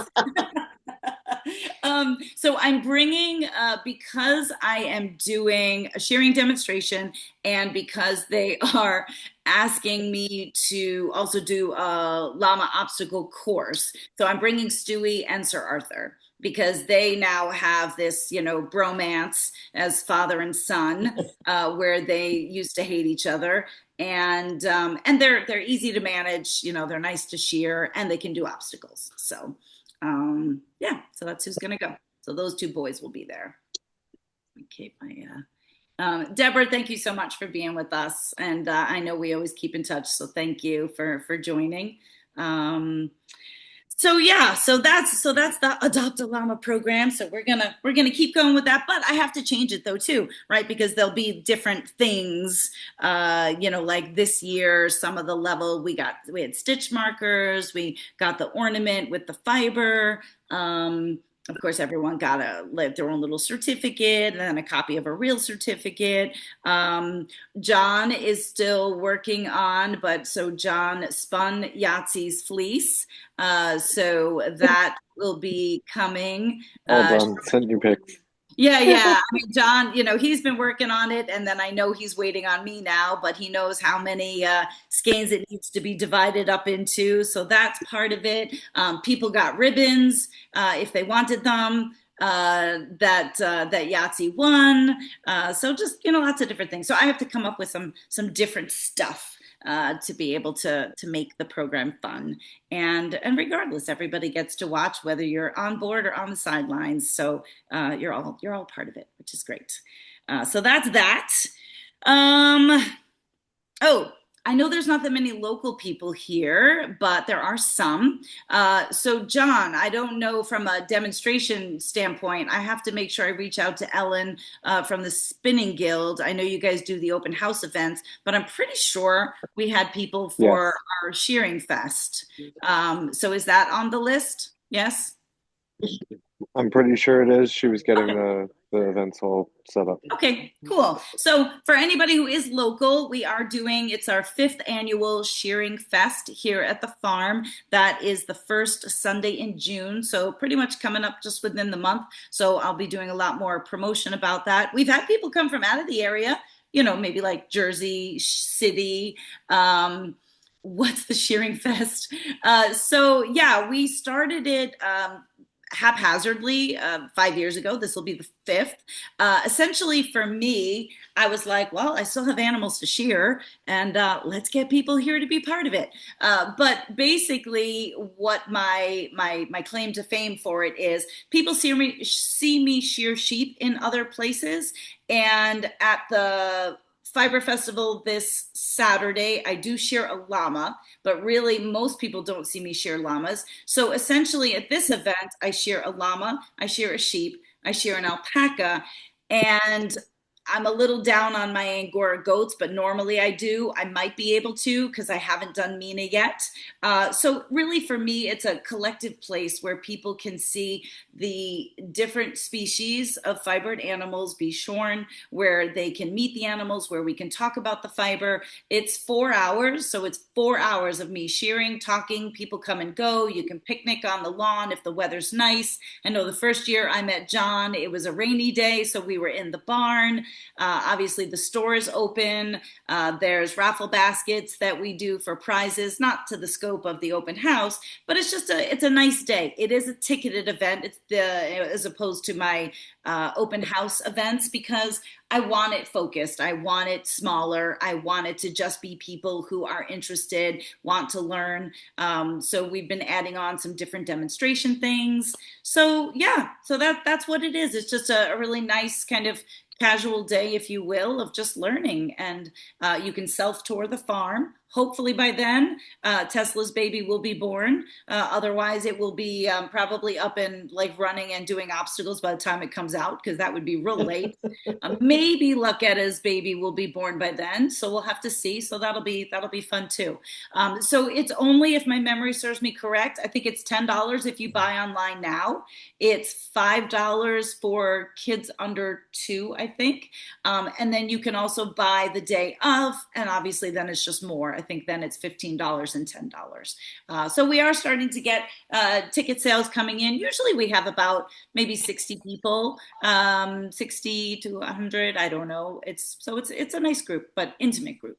And thank you, John. I see in the chat, so that's great. And I'll have to talk to Ellen, because it'll be great if people are able to, demonstrate the different aspects of things. Not just spinning. Maybe somebody might be there carding. Just doing different things that way. And of course, we'll have fleeces and stuff like that. So I know if you're not local, that's just a whole lot of nothing. But spread the word. Help us share. That would be great. So I look forward to that. So that's Sheer Fest. New yarns, but don't leave me, because so the sheer prize basket. Oh, I guess that was the keepsake basket. So I'll show you the new yarns, and then I've got some goodies here that we've already started to collect for the keepsake basket. And then I still have the other thing that I'm going to be doing. I'm still calling it an Advent box, but it's not Advent. I have to come up with a new word, but I've been buying stuff for that. So that'll be something new this year. Will be fun. So when I was shearing in Tennessee, Carolyn Ayers, it's Carolyn and Jerry Ayers of Walnut Ridge Llama Farm, which actually, Beth, I know you loved their coveted mug that was in the keepsake basket last year. And so now there's another one again for the keepsake basket. But I went rummaging around in her stash, and I was super excited to see that she had some worsted weight yarns, which right now we have not had in our store. So a little heavy for going into the summer, I get it. But there's 3 different natural colors, so again, the reason why I purchased some things is because I have my hand in it. I'm not just randomly out there buying people's yarn. So if I shear for a farm, even if I didn't mill it myself, that's stuff that I'm interested in. So there's 3 nice chunky skeins of a good worsted weight. So there's a white, which I'm going to be doing some dye collaborations too. I've been talking to some different people we haven't worked with yet. So just a really nice basic white. And I think all of them are an 80-20. Yeah, all of them are an 80-20 blend of llama and merino. So there's a chunky white, there's a charcoal, because the merino is white, right? So it's black fibers with a 20% white merino. So it kind of comes out charcoaly. And then our ever famous brown. It's a pretty brown. So it's really like, it's kind of like it's Walnut Ridge Llama Farm, but it's like a walnut brown. And then again, with a little bit of heathering, right? So these 2 have heathering because there's the 20% merino blended in. So they are all, 100-yard skeins, very, very much like my worsted that we did, which is really heavier, like an Aran. So I liked them because of that. So I grabbed a bunch. There's not that much of the charcoal. There was maybe 15 skeins or so. And then I've got a lot of the white and the brown. So that's been added to the store. That's already up there. They're not fancy pictures, but I took them when I was at the house. So that's what we used for those. And then stuff that I have to work on because I want to break them up. But she also is a spinner. She's also a weaver. And so she had a few of her hand spun yarns that I grabbed that I thought were cool. They're not fancy in terms of like the fun and fluffy, but just, different colors, different things. This one's just a really pretty natural gray and white. She's got some other ones that she dyed. So I'm going to be breaking these up into smaller kits. That's why they're not on the site yet, but just to show you that they're here. So in case if anybody's like, oh, what you got back there, give me a call or shoot me a text, because we always have something cooking. And then I grabbed 3 of her shawls that she made. They're woven, right? So unless you weave, you can't have anything like that. Um, so yeah, so they're finished goods, and I might have her make some more for me. So this one actually I really, really absolutely love. It's kind of like browns, and so there's some dark olives, tans, and then it has a little bit of like a gold sparkle, and it's small enough. It's a small one that I would kind of wear more as like a handkerchief. Shawl. You could put it over your shoulders, but it's much smaller. I would wear it that way. So I love that one. And then she had this beautiful one. It's wool, but again, I love me a good brown. And this one is huge. So this is a nice one that she did in browns. And I really love the colors. I really love the tones in that one. And then she has another one that she made. This is all llama. This is actually her hand spun, the same as the first one, hand spun and then all woven. And it's kind of like grays and blues. Really, really, really pretty. So this is another one that she did on her bigger triangle loom. So, again, I mean, I know you guys aren't usually out there buying finished products, but, just kind of showing you the different things that I come across when I'm on the road. And the other thing is just all the talented people that I get to work for. She's an amazing artist. I took some video and had her scrolling through her sketchbook. It was really cool. So yeah, it's just really neat. This is like all TDOC stuff, right? Just all the amazing people that I get to work for. I've already mentioned to so many people about TDOC and getting some different people on. So that's already in the back of my head and already getting started for that too. So I'm excited about that. And then actually, I just realized with the new yarns, Jill was nice enough to write down. So that charcoal, that kind of really pretty charcoal that I mentioned. So there's only 8 of these. I knew there wasn't a lot. And then I've got 23 browns and we've got 30 whites. So yeah, so that's that. And then let's see, some things that I've grabbed for the keepsake basket. So this is a skein of yarn that has Carly in it. So those of you that have your Carly cup. So I got this from Paul and Cindy Millard, who have Carly and JC and Lana. And they're doing a lot more vending. So they've got some yarn that they had made up. So this was a skein with Carly and Corinne that they had done up. That got donated for the keepsake basket. I showed you the mug. We have another thing of jam from a family farm, Beverly. So this was in last year's. I've gotten new stuff too, though. Autumn Olive Farms, right? Where Roger and Appa are. She dug out a lard candle that they had done in the past. So this is kind of vintage too, because I don't think they sell it. So I thought that was super cool. And then my friend Allie, Grateful Acres, she's got a mug and also a candle. And then there's a necklace from the Lost World Caverns that I shear for in West Virginia. So just a really beautiful amethyst. He has a lot with stones, gemstones. So we've got that. I've got roving from Glendale Ridge and a little needle felted ornament. I just don't know where it is right now.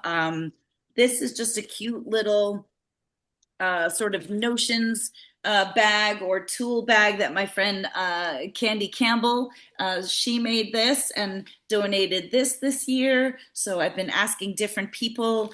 I have another farm that donated a ton of merch from their business. So just things like sweatshirts, hats, stuff like that. It's not from their llama farm necessarily, but again, just all different things like highlighting the different people and the different businesses that I work for. Which actually, that was the one thing too I wanted to mention. And I just started following her. Let me see if I can find it. Sometimes I'm always like, the people that you work for, you never know, right? So today I went out to the Hamptons, of course, to shear for people. And it's a family that had purchased some Valley's Black Nose. And they're F2s, so they're not pure. And they have 2 males.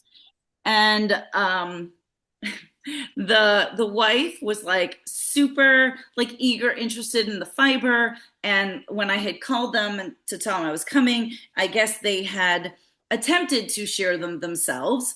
I don't know why they were worried, but they were, or maybe they thought they could do it. I'm not sure. And then so the wife, I feel bad that I'm, so she was sort of on the phone as I was talking, and she was just like so excited. And she was, yeah, remind me, John, she was convinced that she wanted to learn how to shear and she was going to be able to shear.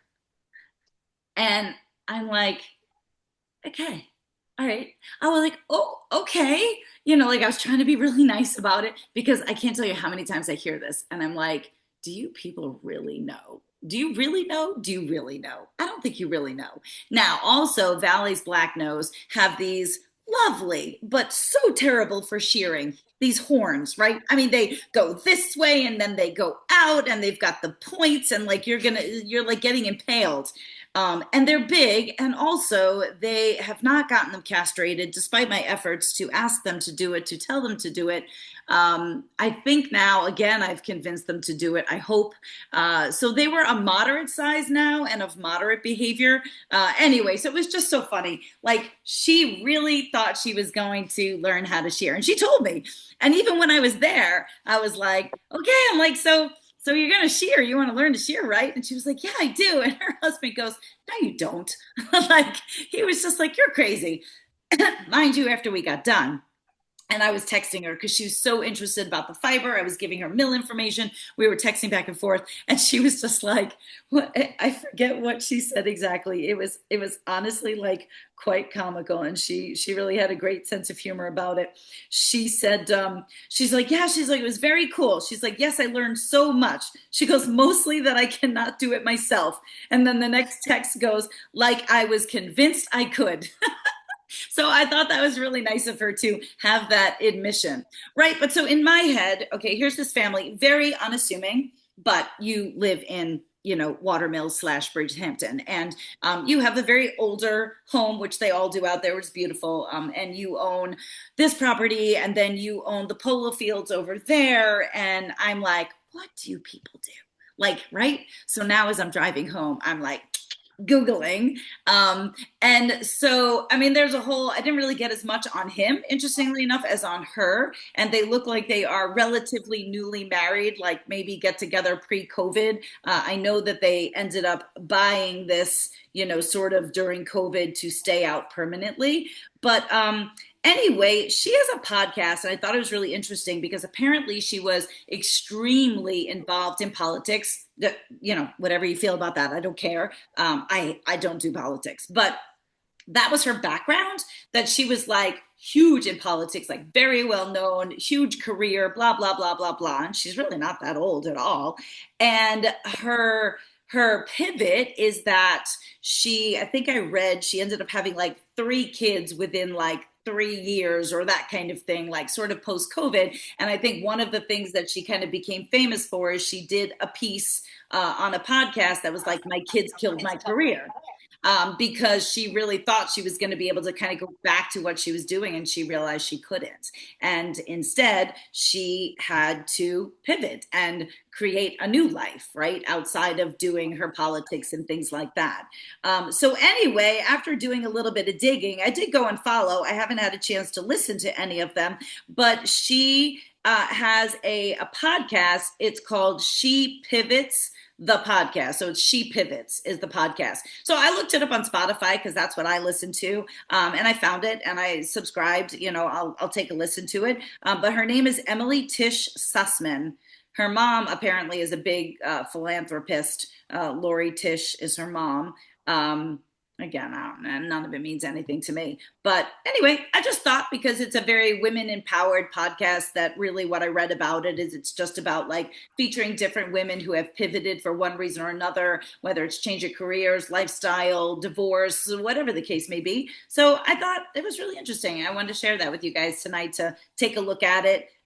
You can follow her on Instagram at She Pivots the podcast. But also at the same time, Again, on Spotify, it's just She Pivots is the name of it. So yeah, if you guys want to check that out, I mean, not like she has any clue. I just thought it would be neat, to share that with you guys. So it's just, again, always interesting about who I work for. And, I probably don't even know half of, some of the people I work for, but there was just something that made me be like, I just want to check it out and, see who they are, see if something comes up. So anyway, that's that.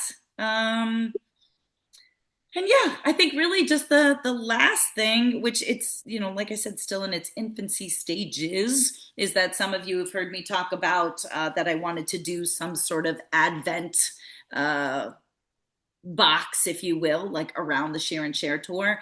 People have asked me, oh, thanks, Jillian, for throwing that in there. Oh, you know what? I have to go back to F2. Sorry. So I don't know if the F actually stands for something, but when you are looking at it, it basicully relates to the offspring. So when you're looking at a breeding program, F1 is like the first round of offspring. F2 would be the second, F3. So for people that are involved in the Valleys black nose, when you're starting with, let's say, a Gotland, and then you are breeding your Gotland to, let's say, a purebred Valleys black nose ram, then those lambs are called F1s.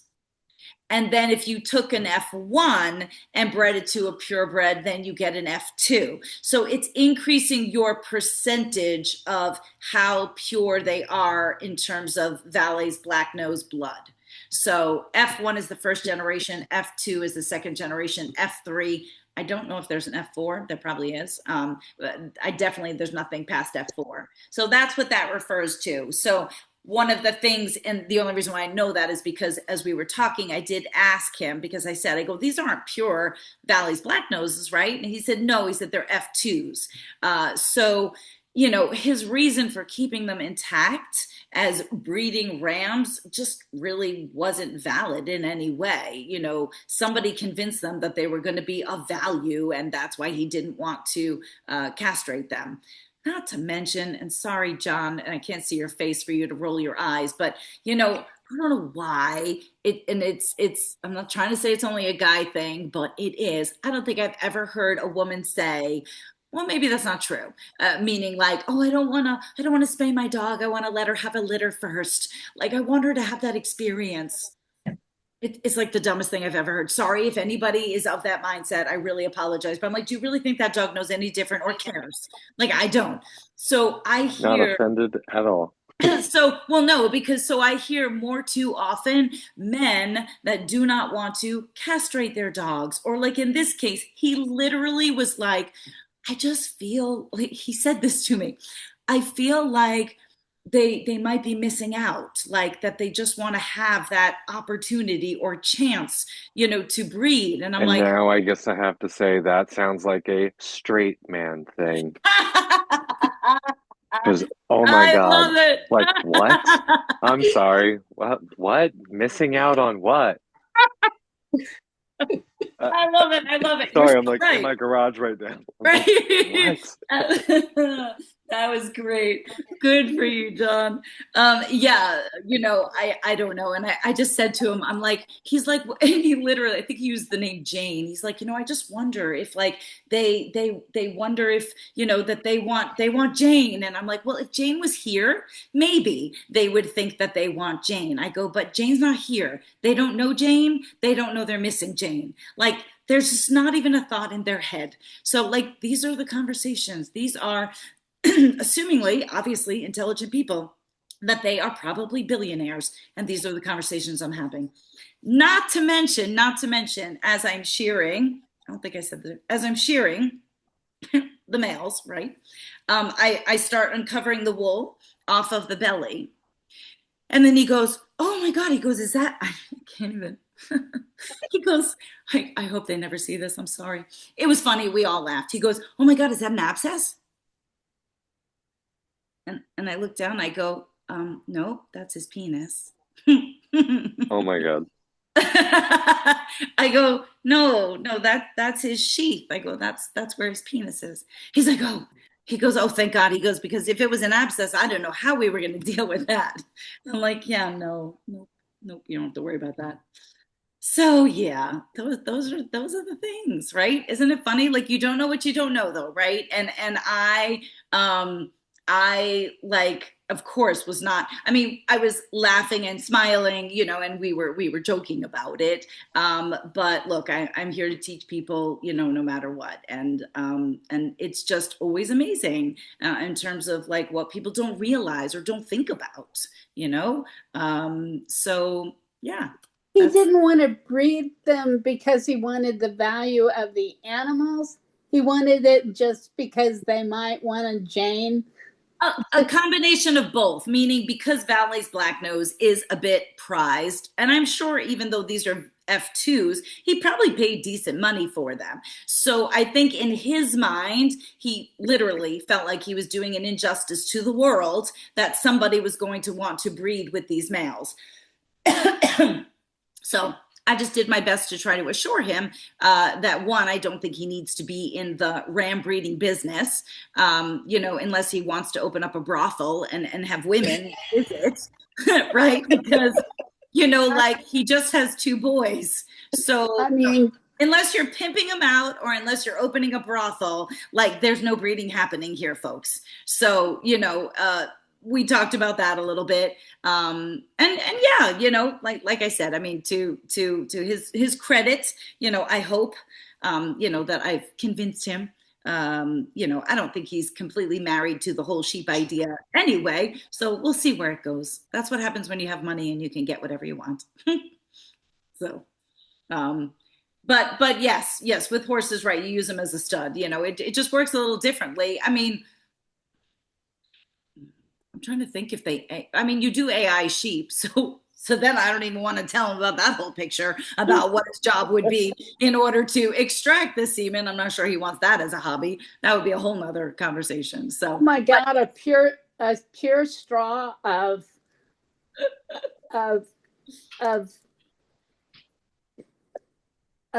pure straw of a pure blooded Valet black nose is expensive. Yes. No, it is because they're not here, right? You have to import them over. They're not here. That's why they actually import embryos to put into surrogate females. I mean, the whole thing has been crazy, absolutely crazy. And honestly, I don't get it. I'm not fascinated by them at all. And it's not because I can't afford them. I wouldn't want them. The wool is not next to skin soft. It's great as an outerwear, but it's not anything I'd be interested in. And they have great temperaments, but and yes, they're cute, but it's a fad, right? It's a fad like anything else. So like I said, it's great. But, again, so all these different conversations. So mostly just because I wanted to, just also share this podcast and, and again, the interesting people that I work for. It's kind of endless. So I love continuing to try to share, the stories, the people, the animals, because there's so much, there's so many of them. It's some of it's entertaining, some of it's heartfelt. I mean, there's just every day is different. I mean, like today I sheared this sheep Dee Dee. I think the woman said she's 18. I've been shearing her since she was a lamb. Like, I don't even know how she's still trucking and she looks great, so it's, fun things like that. So I have new people and I have people that I've been working for ages. So either way, again, continue to stay tuned, whatever this gift boxes that I'm going to call it. I've already been purchasing different things, to be able, is that embryo thing in Lancaster? No, like, I mean, it's not necessarily, I'm not sure what you mean, Jillian, because it's basically like you are purchasing embryos. So like my, said there was a farm in Lancaster that did like some special import thing. Is it the same There, It's a you know what? different thing. There was a farm that I used to work for that was very into that. She's actually already out of it. But even my customers down in North Carolina, Glendale Ridge Farms, they, I believe, actually, no, I know because they have a pure female. They have a pure female VBN that was born on their farm this year. It was in the pictures of when I was there. Actually, What's if you look, BBM? VBN, Valley's Black Nose. So they got an embryo, or maybe they got semen. I don't remember which direction they went, but so yeah, it's anywhere. I mean, it's not, it's anywhere. Anybody who's involved in those kinds of things. Wing and a Prayer don't Wing and a Prayer Farm Yeah. also deals with Valley Black Nose sheep. Yes, yes, yep, she does as well. Again, I really at this point there are a good handful of people, right? Because in anything that is, I mean, a fad is the wrong word. A pyramid scheme is kind of also the wrong word, but all basic economics, when something is new, whoever's at the top and gets it started and gets it rolling, the more and more and more and more people that jump in, it starts to saturate a trend, right? It starts to saturate the industry. And then eventually the basic supply and demand of economics, flips it upside down. So, that's kind of where it's at. I mean, it doesn't matter. You look at anything, alpacas, emus. I mean, it's all the same. It happens with every animal. And that's not a good or a bad thing. It's just, it is what it is. So yeah, either way. So that's that.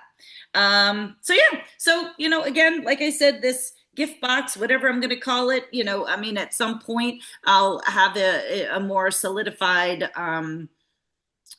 format for it, and we'll keep you guys posted. So it's in its infancy stages, but obviously I still have a good another month and a half or so of sharing and collecting different things that kind of represents my travels. Some of it will be yarn and fiber based, and some of it will just be not.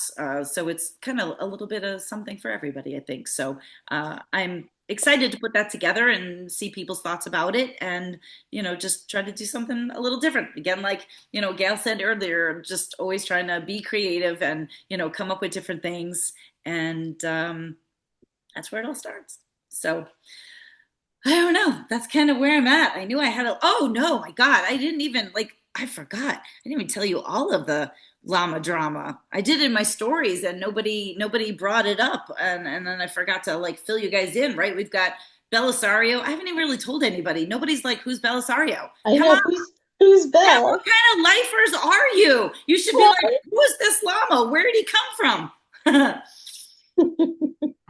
So the short story for that, for those of you that are local, the Holtzville Ecology Site or the Brookhaven Wildlife Park or whatever the heck you want to call it, they've always had a llama and an alpaca that have come from me. So the most recent pair was Finn, who is an alpaca, and then Belisario, who actually, I don't know if any of you have been with me for that long, but when I got Sir Arthur, when I purchased Sir Arthur, I purchased Sir Arthur and Belisario together. So they came from the same farm. And ultimately, when the Holtzville Ecology Site was looking to acquire a new llama, I had just decided, he was such a friendly guy and a nice guy to handle. He was a show llama early on. He has gorgeous fiber. So I offered him up for them, and then he's been with them all these years. So when they closed the park, I took both the boys to take the responsibility to home them. The fun thing is the alpaca, I was able to reunite him with his original group. Long time ago, I adopted 4 alpacas, and then they started kind of going in different directions. Finn went to the Holtzville Ecology Site. Bernie went to my friend in Pennsylvania, where I've gotten my Angora goats before. And then eventually Jefferson and Sebastian went to my client in Jersey, who also has Paige. For those of you know, the baby llama llama face on the pillows and on the totes. That's Paige. So they all went there together. And then one of the alpacas passed away, but she still has Sebastian because they're old. They're like 16. So Finn got reunited with his original buddy after all these years, which was really kind of fun. And then Belisario, all intentions were for him to come to me, and then I would find a suitable home for him. But they were kind of convinced that they wanted them to stay together. Anyway, that turned into a disaster because I'm embarrassed. Well, I'm not embarrassed to say, but it's funny. All these years that I've been cheering Belisario at the Holtzville Ecology site, I'm cheering him. I'm not looking under his tail. I'm not paying attention to things. Well, they never got him castrated. And I did not realize that. And so when he went to Jersey to go with the alpaca, he turned into a complete dick. And I'm like, what is going on here? Now, mind you, I've got Roger and Appa in the trailer. I'm on my way to Virginia. I got this llama who's causing havoc. Paige at the time actually happened to not be feeling well. It was a disaster. And my client down there, Kathy, is amazing. And I'm like, okay, Kathy, just let's see if we can make it work. If not, I'll come back and pick him up on the way back. Lo and behold, I pick him up on the way back. Now I bring Belisario back to my farm, which was what was supposed to happen in the first place. But the Bleeding Hearts wanted them to stay together. And I'm like, I knew it wasn't going to work. So he comes back here. Now I find out he's got testicles still. I'm like, those are coming off. So we get him castrated like super, super early, like right away. And then he's been in quarantine for the month to be able to heal before I introduce him to the boys. Because I have my little boys in the back that have been fighting to all hell. So Baby J and Tully and Munson and Oliver are now all together because I didn't want to have 6 boys up front and 2 boys in the back with Roger and Appagon. So that's been going horribly. They honestly are just hazing Baby J terribly, but it's getting better. And mind you, they all grew up together. Tully, Munson, Baby J all grew up together. They were all born the same time. And Baby J was the rat. He was the troublemaker. He was older. He was born in May. The other ones came afterwards. Well, Karma's a bitch because now Tully and Munson are beating the living hell out of him to like get him back for whatever he did to them. So, I mean, of course, everyone is fine, but it's been rough. So now I got these big guys up front. And so, yeah, so the first thing that happens that I didn't even put on social media, all right, you guys got to hang in. This is a good one. And then, but I haven't put it on social media because I don't want people to get the wrong idea and I have to be able to like explain it properly. But so we introduced Belisario into the big boys and I have my vet tech students with me.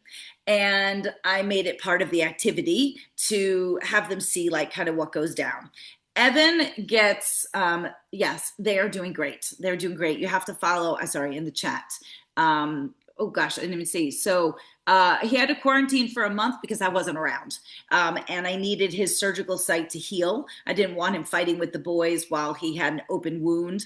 And I did not want him introduced with the others until I was home. So the whole time I was down south, he was in his own little private quarters.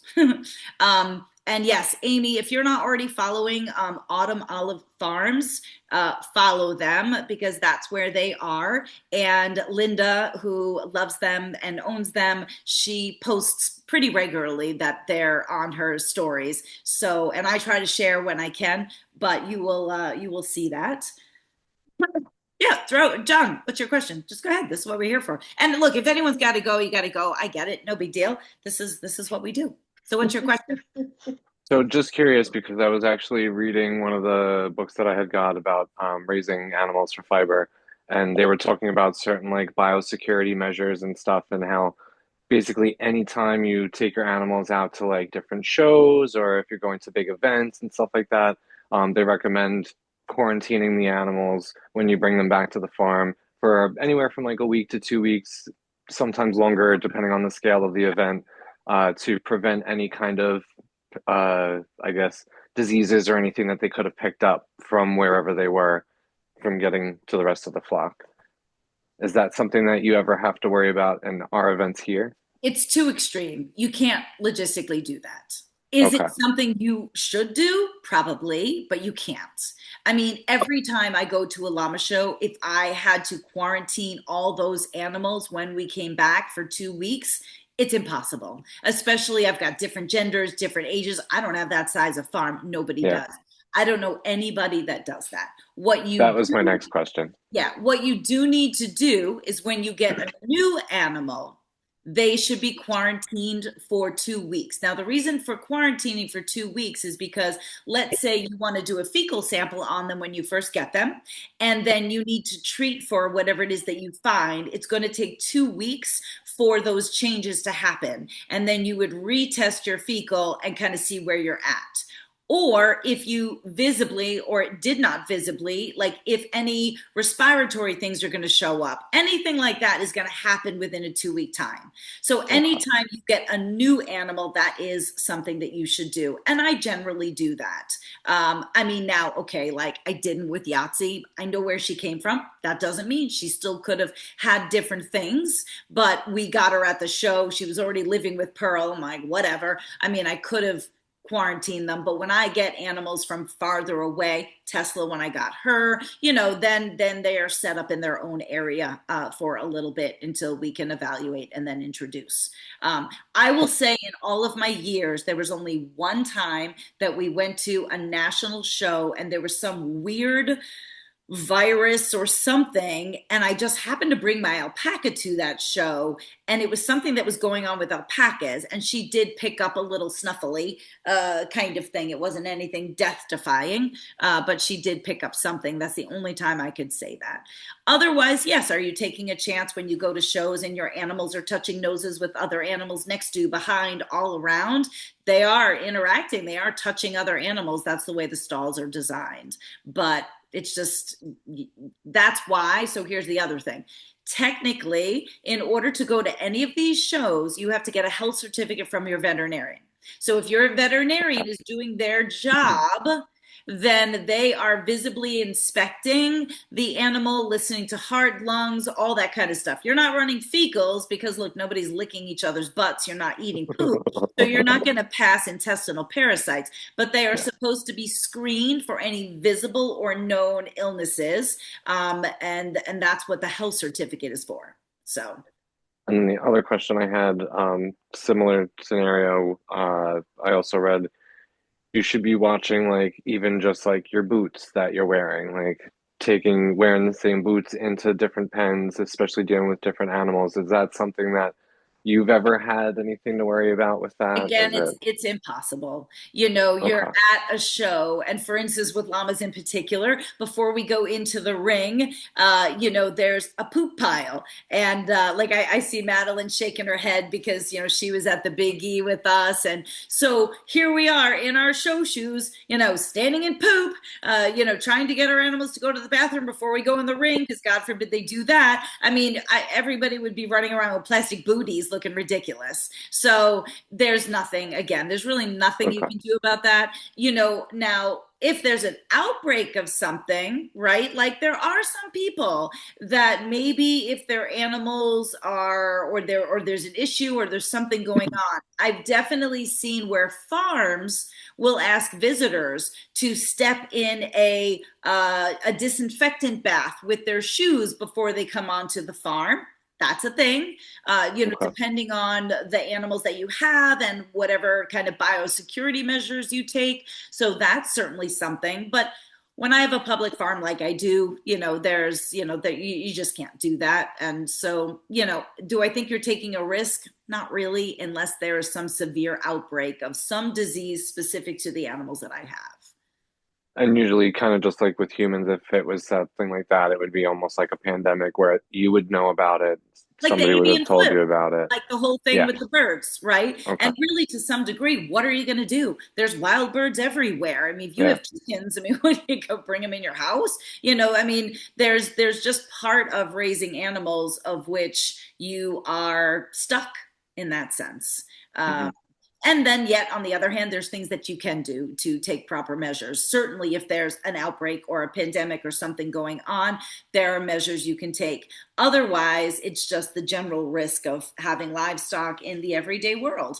Just the same, maybe it's a bad analogy, but just the same as you get into your car every day and you can get into an accident, right? Like you can do the best you can, but it is what it is. I mean, that might not be the best analogy, but I'm just saying like, Sure. it's just life to some degree. So you try and you do your best. in that sense. So did that answer, all of that? Yeah. And look, books are great, but talking to people is better. So it's a nice combination of the two, because otherwise you can drive yourself nuts. And, to some degree, you want it to be simple. You want to be educated and you want to do the best by your animals. But, I find books are more about textbook. That's why they're like textbooks. They're going to give you the textbook definition of what you're supposed to do versus the reality of what you can do. Yeah, and like that's one thing that I've started asking now all these different questions after doing the different research and learning about different size requirements and different types of styles of like shelters for different animals and things like that. Yeah. Different types of like supplements that are needed for the different animals.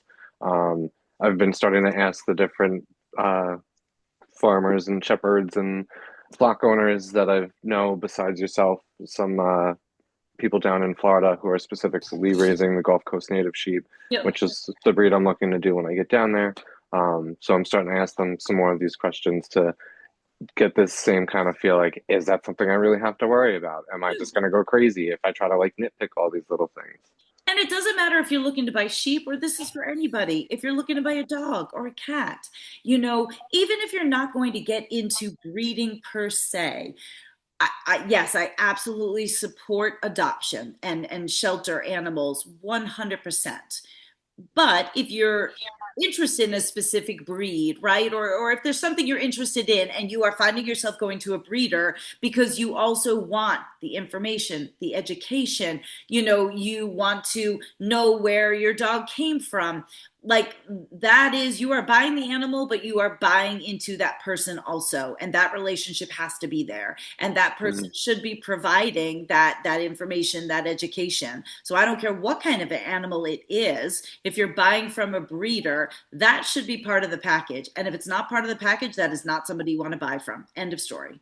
I don't care what kind of animal it is, because that person should be available to you. Now, that doesn't mean that you eventually do everything that they say, but they can get you started until you can then adjust and have your own information and then come up with your own plan that you now have acquired from other people. And again, doesn't matter if it's a cat, dog, a sheep, a llama, that's a philosophy that you should take no matter what, I think. And it's also interesting that you say exactly that, because after speaking to some of the different people through some of like the different Facebook groups about the different shave them to save them program, the GCN groups and everything, there's the ones who are dealing with the actual specific original bloodlines of the breed that are doing it specifically to keep the fiber quality and everything and for the specific practices. And then there's the ones who are just doing it to do it. And you can definitely tell because of that attitude, that mindset. Right. And you know what? And neither is right or wrong, right? And that's the other thing too. I think the only thing I can't support is what I call backyard breeders. People that are just breeding because they think that they're going to have babies and then make money off the babies, kind of thing. And again, whether that's, a dog and cat situation or somebody with llamas that don't have registered animals, so that's my only thing. If you're going to be breeding, you should be specializing in what you're doing. That's why I only breed llamas. I don't think I can be an expert in breeding llamas and breeding sheep and this and that and selling them and educating other people. I don't want to be. I don't want to be a jack of all trades. So, again, that's my soapbox.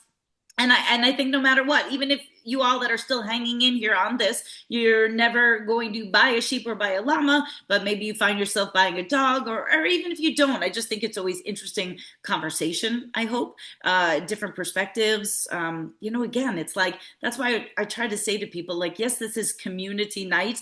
And I know it started out about knitting, and sometimes we talk about knitting, but, it's sort of morphed into something else. And I hope you're here for it. So, well, you're here for it, obviously. Maybe you have nothing else to do, but you're here for it. So, yeah. So Amy had commented, right? Yes, that they were biting each other on the neck. And earlier, I think we were saying that's what boys do. And it's great. So, because I'm gonna roll into, because I will still, if you're hanging in there, I got to tell you the story. But that biting, right? As I was telling Linda, it's normal, and they don't have their fighting teeth in yet, so they really can't hurt hurt each other. I'm like, they'll be fine, you know, and then I'm thinking about my own. No, you didn't space out, Robin. This is like squirrels, shiny things, right? We're going like a million different directions. I was checking in the chat, and that's why I kind of got redirected. So the Belisario story. So right now I have my vet tech students here, and we're going to have this activity of introducing the animals. And so Belisario is extremely overweight, unfortunately. That's a downfall of where he was there, and they let his weight get out of hand. And he's always been a little, like, I will say wonky in terms of his conformation on his hind end. Now also add the waddling because we're fat. So him and all of them start fighting. And then, I don't know, Stewie and Sir Arthur kind of like bailed out and then left the war to Belisario and Evan, which was interesting. And so what happens in llamas, right? They're going around in circles, they're biting each other's legs, they're biting each other's necks, they're neck wrestling, and, you know, get somebody down. So Evan gets Belisario down on the ground and, you know, gets on the back of him because now we're going to like dominate, right? Now, I don't think he's actually trying to breed him. But, you know, he's, you know, showing dominance. And then Belisario wasn't fighting back. Like normally they fight back or they try to get up or they try to do something. So I'm like, you know, trying to play it cool, watching, you know, the students are all watching. They're of course mystified by all the screaming and running and all the crazy stuff happening. But in my head, I'm like, Belisario's not really trying to do anything. And I'm like, oh, did he get hurt? Like, did Evan hurt his hips? You know, and at some point in time, I was not trying to be heroic, but I really was thinking to myself at this moment, I'm like, oh, it's right, we're recording this. Well, it's okay. I'm explaining it all. So, no, Evan doesn't fight all of the boys. Him and Stewie fight because they're intact. Right now in that pen, Sir Arthur's castrated, so he really is like, whatever, you guys are idiots, I'm over this. And then Cusco is still in there, and Cusco never has any skin in the game. He gets up on the hill and watches the rest of them run around like Nimrods, and he thinks that's funny. So it's just Evan and Stewie. Now we've added in Belisario, who was recently castrated, so still has very stud-like tendencies because he's been intact for all this time. So Evan is now on top of Belisario, and now I had checked everyone's fighting teeth. So male llamas have 6 fighting teeth. I always remember 2 on top, TT, 2 on top, 1 on the bottom on each side for a total of 6. They are like shark teeth. When they are a mature animal, and if you've not filed those down, they literally are like shark teeth. And they can hurt each other. Oliver, I'll take a picture if you haven't seen it. Oliver's ear is ripped. That's what happens oftentimes. If they have fighting teeth, they bite each other's ears and they rip the ear. I had one time where one of them must have grabbed the other one's ankle and then put punctures on either side. And then, of course, that got infected. But who's looking at ankles? So we found out, you know, once that exploded. So they really can hurt each other. And so in my mind, not trying to be a hero, I was worried about Belisario. Now, I've gotten in between fighting males before, mostly just to like try to get one off the other, or I'm hitting them or dragging them off. Like I've done it a million times. So I go in and Belisario or Evan, I grab him by the tail, right? So now I got him by the tail, and I start pulling him to try to get him off because he didn't have a halter on. So I got him by the tail and I'm trying to pull him in the one direction, and I'm not getting enough torque, right? Like I can't get him off or get him to move. So then I go to the right. And so I swing all the way around, like I make a U-turn, right? Like going up towards Belisario. And not even thinking, because who in their wildest dreams would think this would happen, but in a flash, and I'm laughing now, but it was not funny. In a flash, I guess I got Evan off of Belisario enough that Belisario turned around and grabbed the first thing he saw, because he's not thinking. Now, mind you, for anybody who watches this who's not part of our community, this is why I haven't posted it. They are not thinking. They will run you down like they're just blinded by fighting. They're not thinking.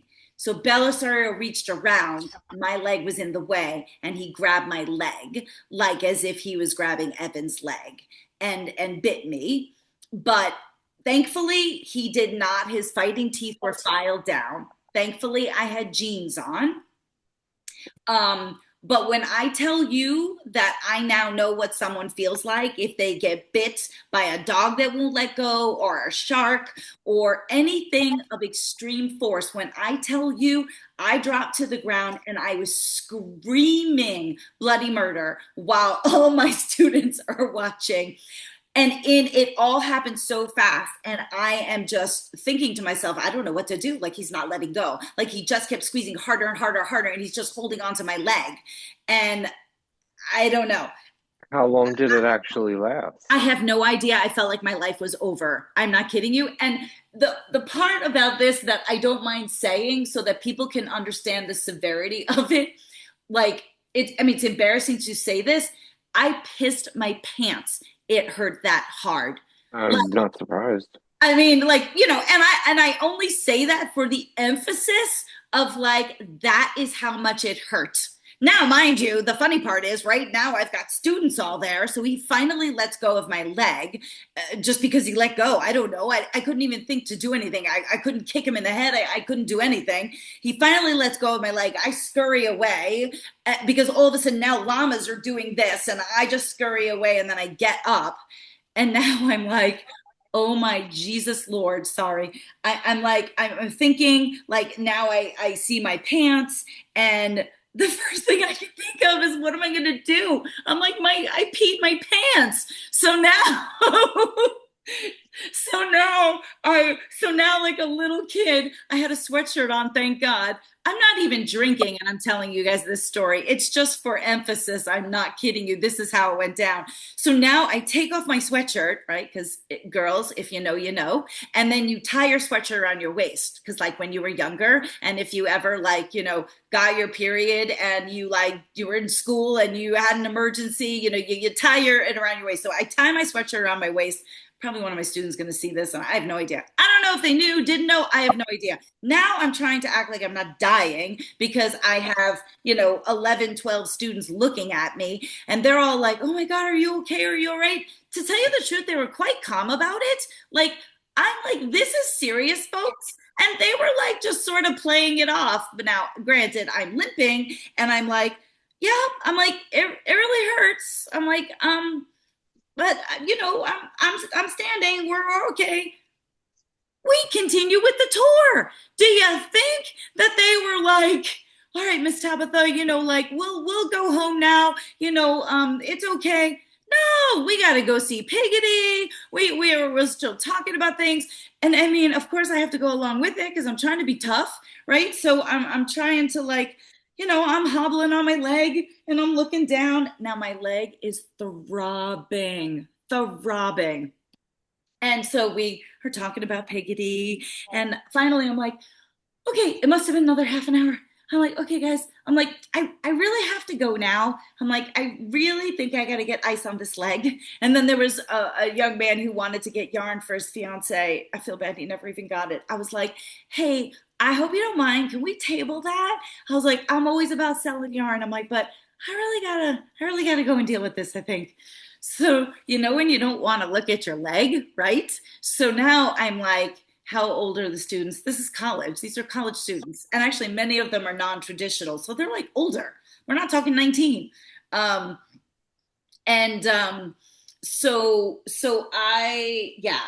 now I'm like, all right, Christopher has no idea what has happened. He's all the way in the back. Thank God he pulls up in his truck. And I'm like, babe, I need a little help. I'm like, there's kind of a situation. So I tell him, I'm like, I don't want to look. Will you look? So, he like pulls, actually, I think even with the students. So anyway, I pull up my pants. Look, the thing is he didn't break through my jeans. So the pressure and all of the damage was literally like through my jeans, which was very lucky. I mean, I made sure there's no puncture in my jeans or anything. It hurt so bad that night. I mean, I just went in the recliner. I had ice on it. I was like, oh my God, what am I going to do? And we decided that I wasn't going to go to the doctor. Actually, Christopher wanted me to go. And then on second thought, we're You're like, lucky you didn't fracture anything. No, I don't think so. That's No, scary. No, but I was going to go because he's like, "Do you have you had a tetanus?" Blah blah. I'm like, I have no idea. But then the thought about if I had to tell them it was an animal bite was probably going to open up a big can of worms, which I didn't think about. And then it was interesting because Jill said to me years ago, her own horse like bit her mom and they went to the hospital. And this was, she said it was like 30 years ago. And that turned into a whole thing. So I decided I'll be fine. I'm not going to go. Um, and I was back on my feet by the next day. I had no choice. I was getting flown. This happened on like a Saturday or Sunday of the Tuesday that I was flying to North Carolina to go shear. So I didn't have a choice. Like I had to rally. So I took initial pictures. I mean, I probably can't get my leg in the screen, but I mean, I definitely, all I've been doing is just like keeping it like covered with gauze and stuff. The front ones are pretty nasty. Like I really can't feel my skin. I can't get it down here enough. I don't know. Can you guys see that, or is the glare too much? No, you could see that. So that's the front. And the funny thing is I can't really feel my skin. It's getting much better. And then the back is where I'll send you guys the pictures. What are those two dots? Is that from the teeth? Marks. There's three. Yeah, like the initial, I can't really see. Yeah, there's 1, 2, and 3. This was the worst on the front, and then there was little scrapes in the back. Excuse my non-shaved legs because I can't shave or touch anything there. And then the back is, I can't show you the back. The back has teeth marks too, and Yeah. then a whole bunch of like bruising and stuff happened on the back. This is 3 Damn. weeks ago. So the lesson here, folks, I'm never getting in the middle of male llamas again. And again, you're lucky that you didn't get any kind of fracture because in the bottom part you have the two bones in your leg. So that pressure could have snapped or Yeah, that's scary. I'm good. I mean, yeah, it was definitely like now that it's done, right? Like it's a story I'll never forget for sure. And like I said, I mean, I would definitely share it for effect, but then I also get worried that like people would misinterpret, right? Because like I'm like llamas don't bite. Well, they don't, except if they think your leg is a llama leg, and then you're in trouble. So yeah, that was my whole drama that I didn't tell anybody about, but now you guys know, and whoever watches my stupid little YouTube channel. But it was interesting. Mimi, God bless her, she's like, no, she said, it's good for the students to see, and it really is true. She said, so many people, they want to work with animals, or ignorance is bliss, and they don't understand ramifications. They don't think that there's any danger involved, and anytime you're working with animals, there can always be something. I mean, really, anytime you're working with anything. So, and they were sweet, of course they, asked about it, the next week, and, have been like following up and stuff like that. But, again, they were very super chill about it. There was one girl, she said something, and I go, if you were in my shoes right now, you would not be standing. I'm going to tell you, I'm a lot tougher than you probably think. And I am telling you, this really was bad, and because I forget, she like said something sort of like comical or like kind of blew it off. And I was like, girl, I'm like, you wouldn't even last a second in my shoes in that situation. So they were very not fazed by it at all. But they were good. And of course, like I said, I played it off. So yeah, so that's the drama. Now, needless to say, Karma's a bitch. He's got an abscess on his face. I don't know where he got that from. Maybe it was my leg. But yeah, so now we noticed a bump on his face, and it's just got to break open. So it's getting very close. It's getting bigger. The skin in the middle is pink. There's no hair on it. So that's that. And then yeah, and then there's another drama with one of my other llamas. I'm just too exhausted to keep going on the llama drama. The llama fight club. It is for sure. I mean, I have the videos of them fighting before all of that went down. And then when I saw my students last weekend, I go, did anybody get that on video? They were, and none of them did. They all just happened to stop like videoing or something, because honestly, I would have liked to have seen it if anybody got it on video, just to see what it actually looked like.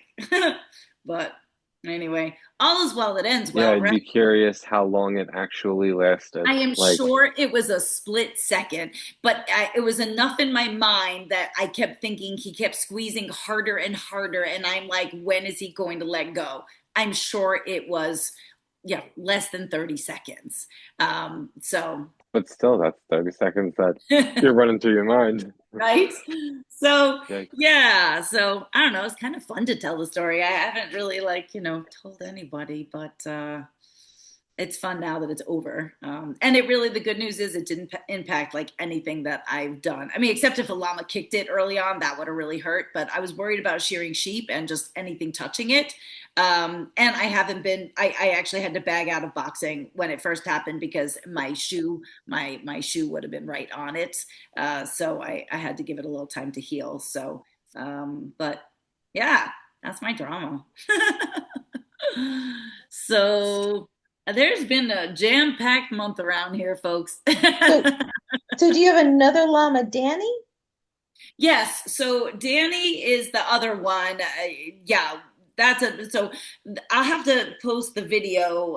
The short story with her is that yeah, she's one of the llamas that I got from my friend Kelly. Okay. I hate to say she's otherwise pretty useless. I've been trying to get her pregnant. I pretty much resolved that I was going to maybe sell her as a guard. She's very aloof. She's too smart. She doesn't like to come into the catch pen, so she's tough to catch. Anyway, her and Lucketta were fighting, and then Mimi thought she was just acting submissive, and then it continued in the evening. And I've seen it in a couple instances, but basically, she could not lift her head. So now her head is like kind of to the ground. And then she'd lift it a little bit. And then when she relaxed, it would go back down again. And I just started panicking because I'm like, great, I'm going to have, this useless llama that now has her head stuck on the ground that I'm now going to be stuck with because I've seen Carol had it happen with one of her males. And I had another customer that happened with two of hers. And nobody seems to really have explanations for it or what happens. And then eventually their neck just gets fused like that. Like maybe somebody who has like a spinal injury or something like that. They can still function. You just have to have their food on the floor and they literally can't lift their head up. So that's what she was doing. Anyway, got the vet there to look at her. We caught her. She threw herself on the floor. She refused to get back up. And we were trying to drag her. And then I was like, forget it. So I gave her a shot. And then I'm like, we're just going to have to keep the halter and lead on her because she's so impossible. So now she's walking around the pen with the halter and a lead dragging behind her. And she had to live like that for a couple days. And the pain meds seemed to be when they wore off, then she went back to it. And then we did another shot and she responded to it. So right now she is in her own little area because we can't catch her. And she is getting gabapentin.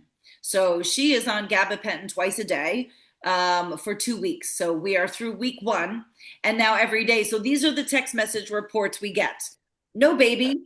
Belisario's face still fine. Danny's head is up.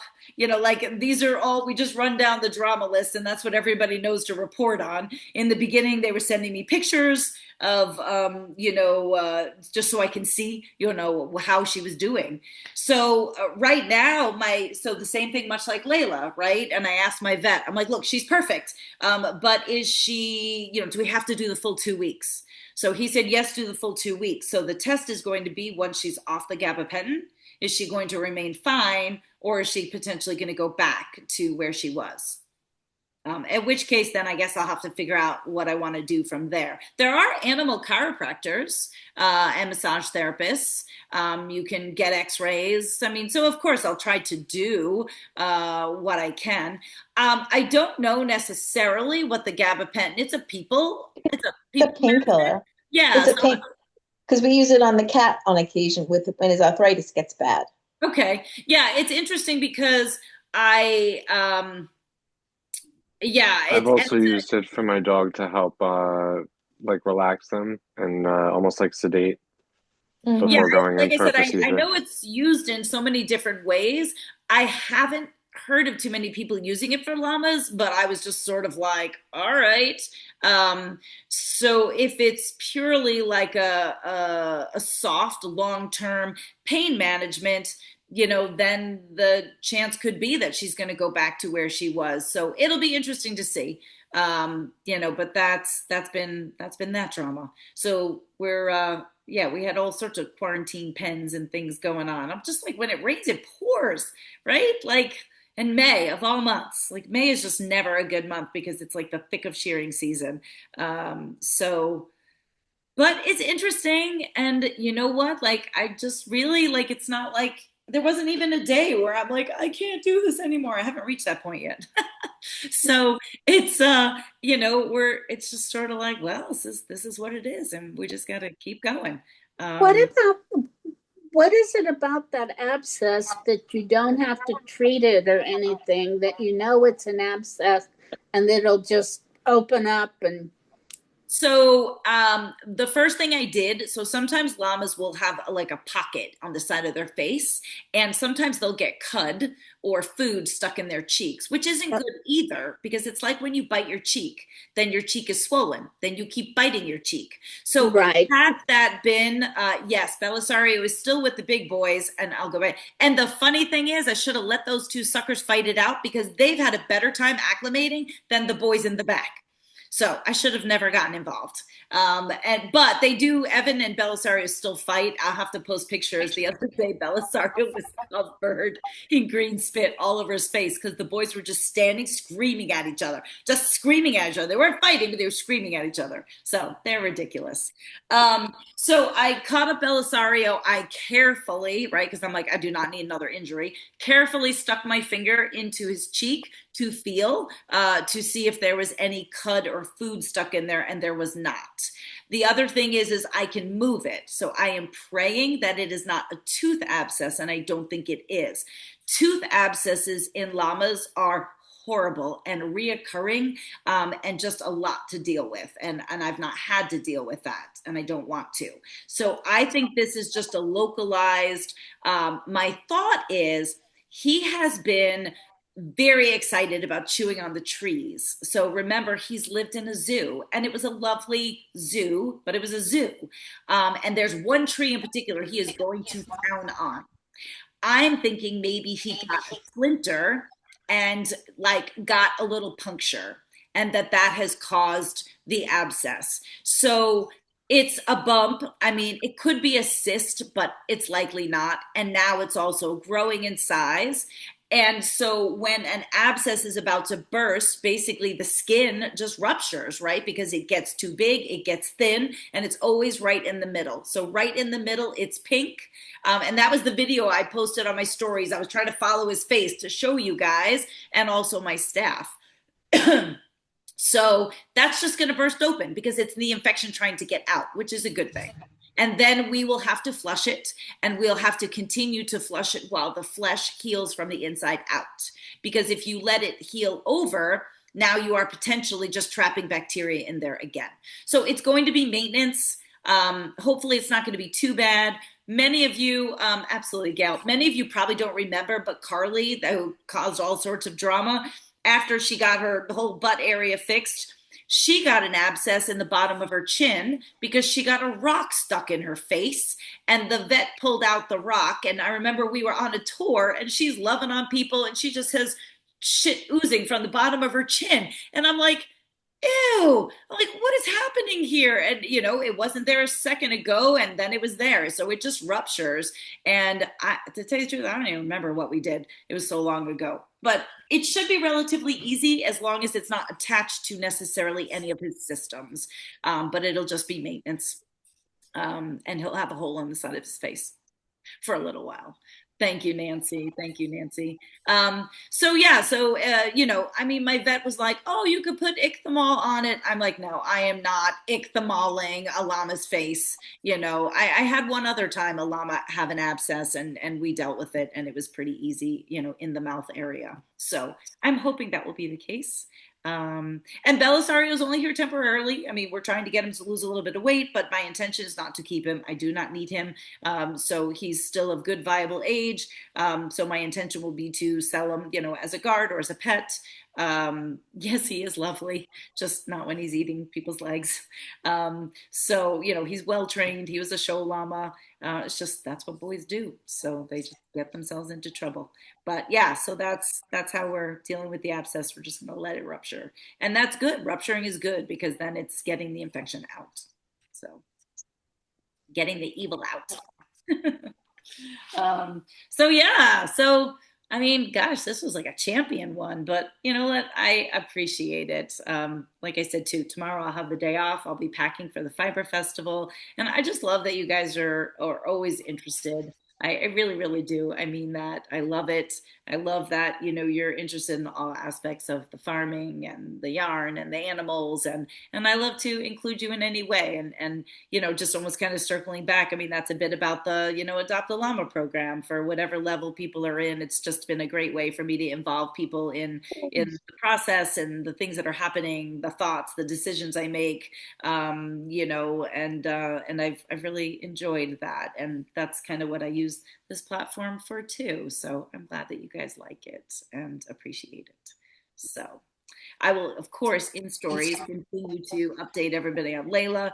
The difficult part is really at this point, I don't know when the call is going to come. I hope that either I'm getting her or getting Georgia. I mean, look, I don't think she's going to die at this point. I don't like that I don't have an answer. So I'm fully expecting like, okay, now you need to come get them.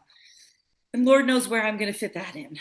But that's going to be the next challenge is just undoing all of this and making another 5-hour trip to go get her and turn around and come home. So we'll have to stay tuned for that. Hopefully that will be soon. But yeah, that's it. That's what I got. Yes, I gotta get some dinner myself as well. But again, I wouldn't trade this for the world. I appreciate all of you for being with me and being a part of all of this. So thank you.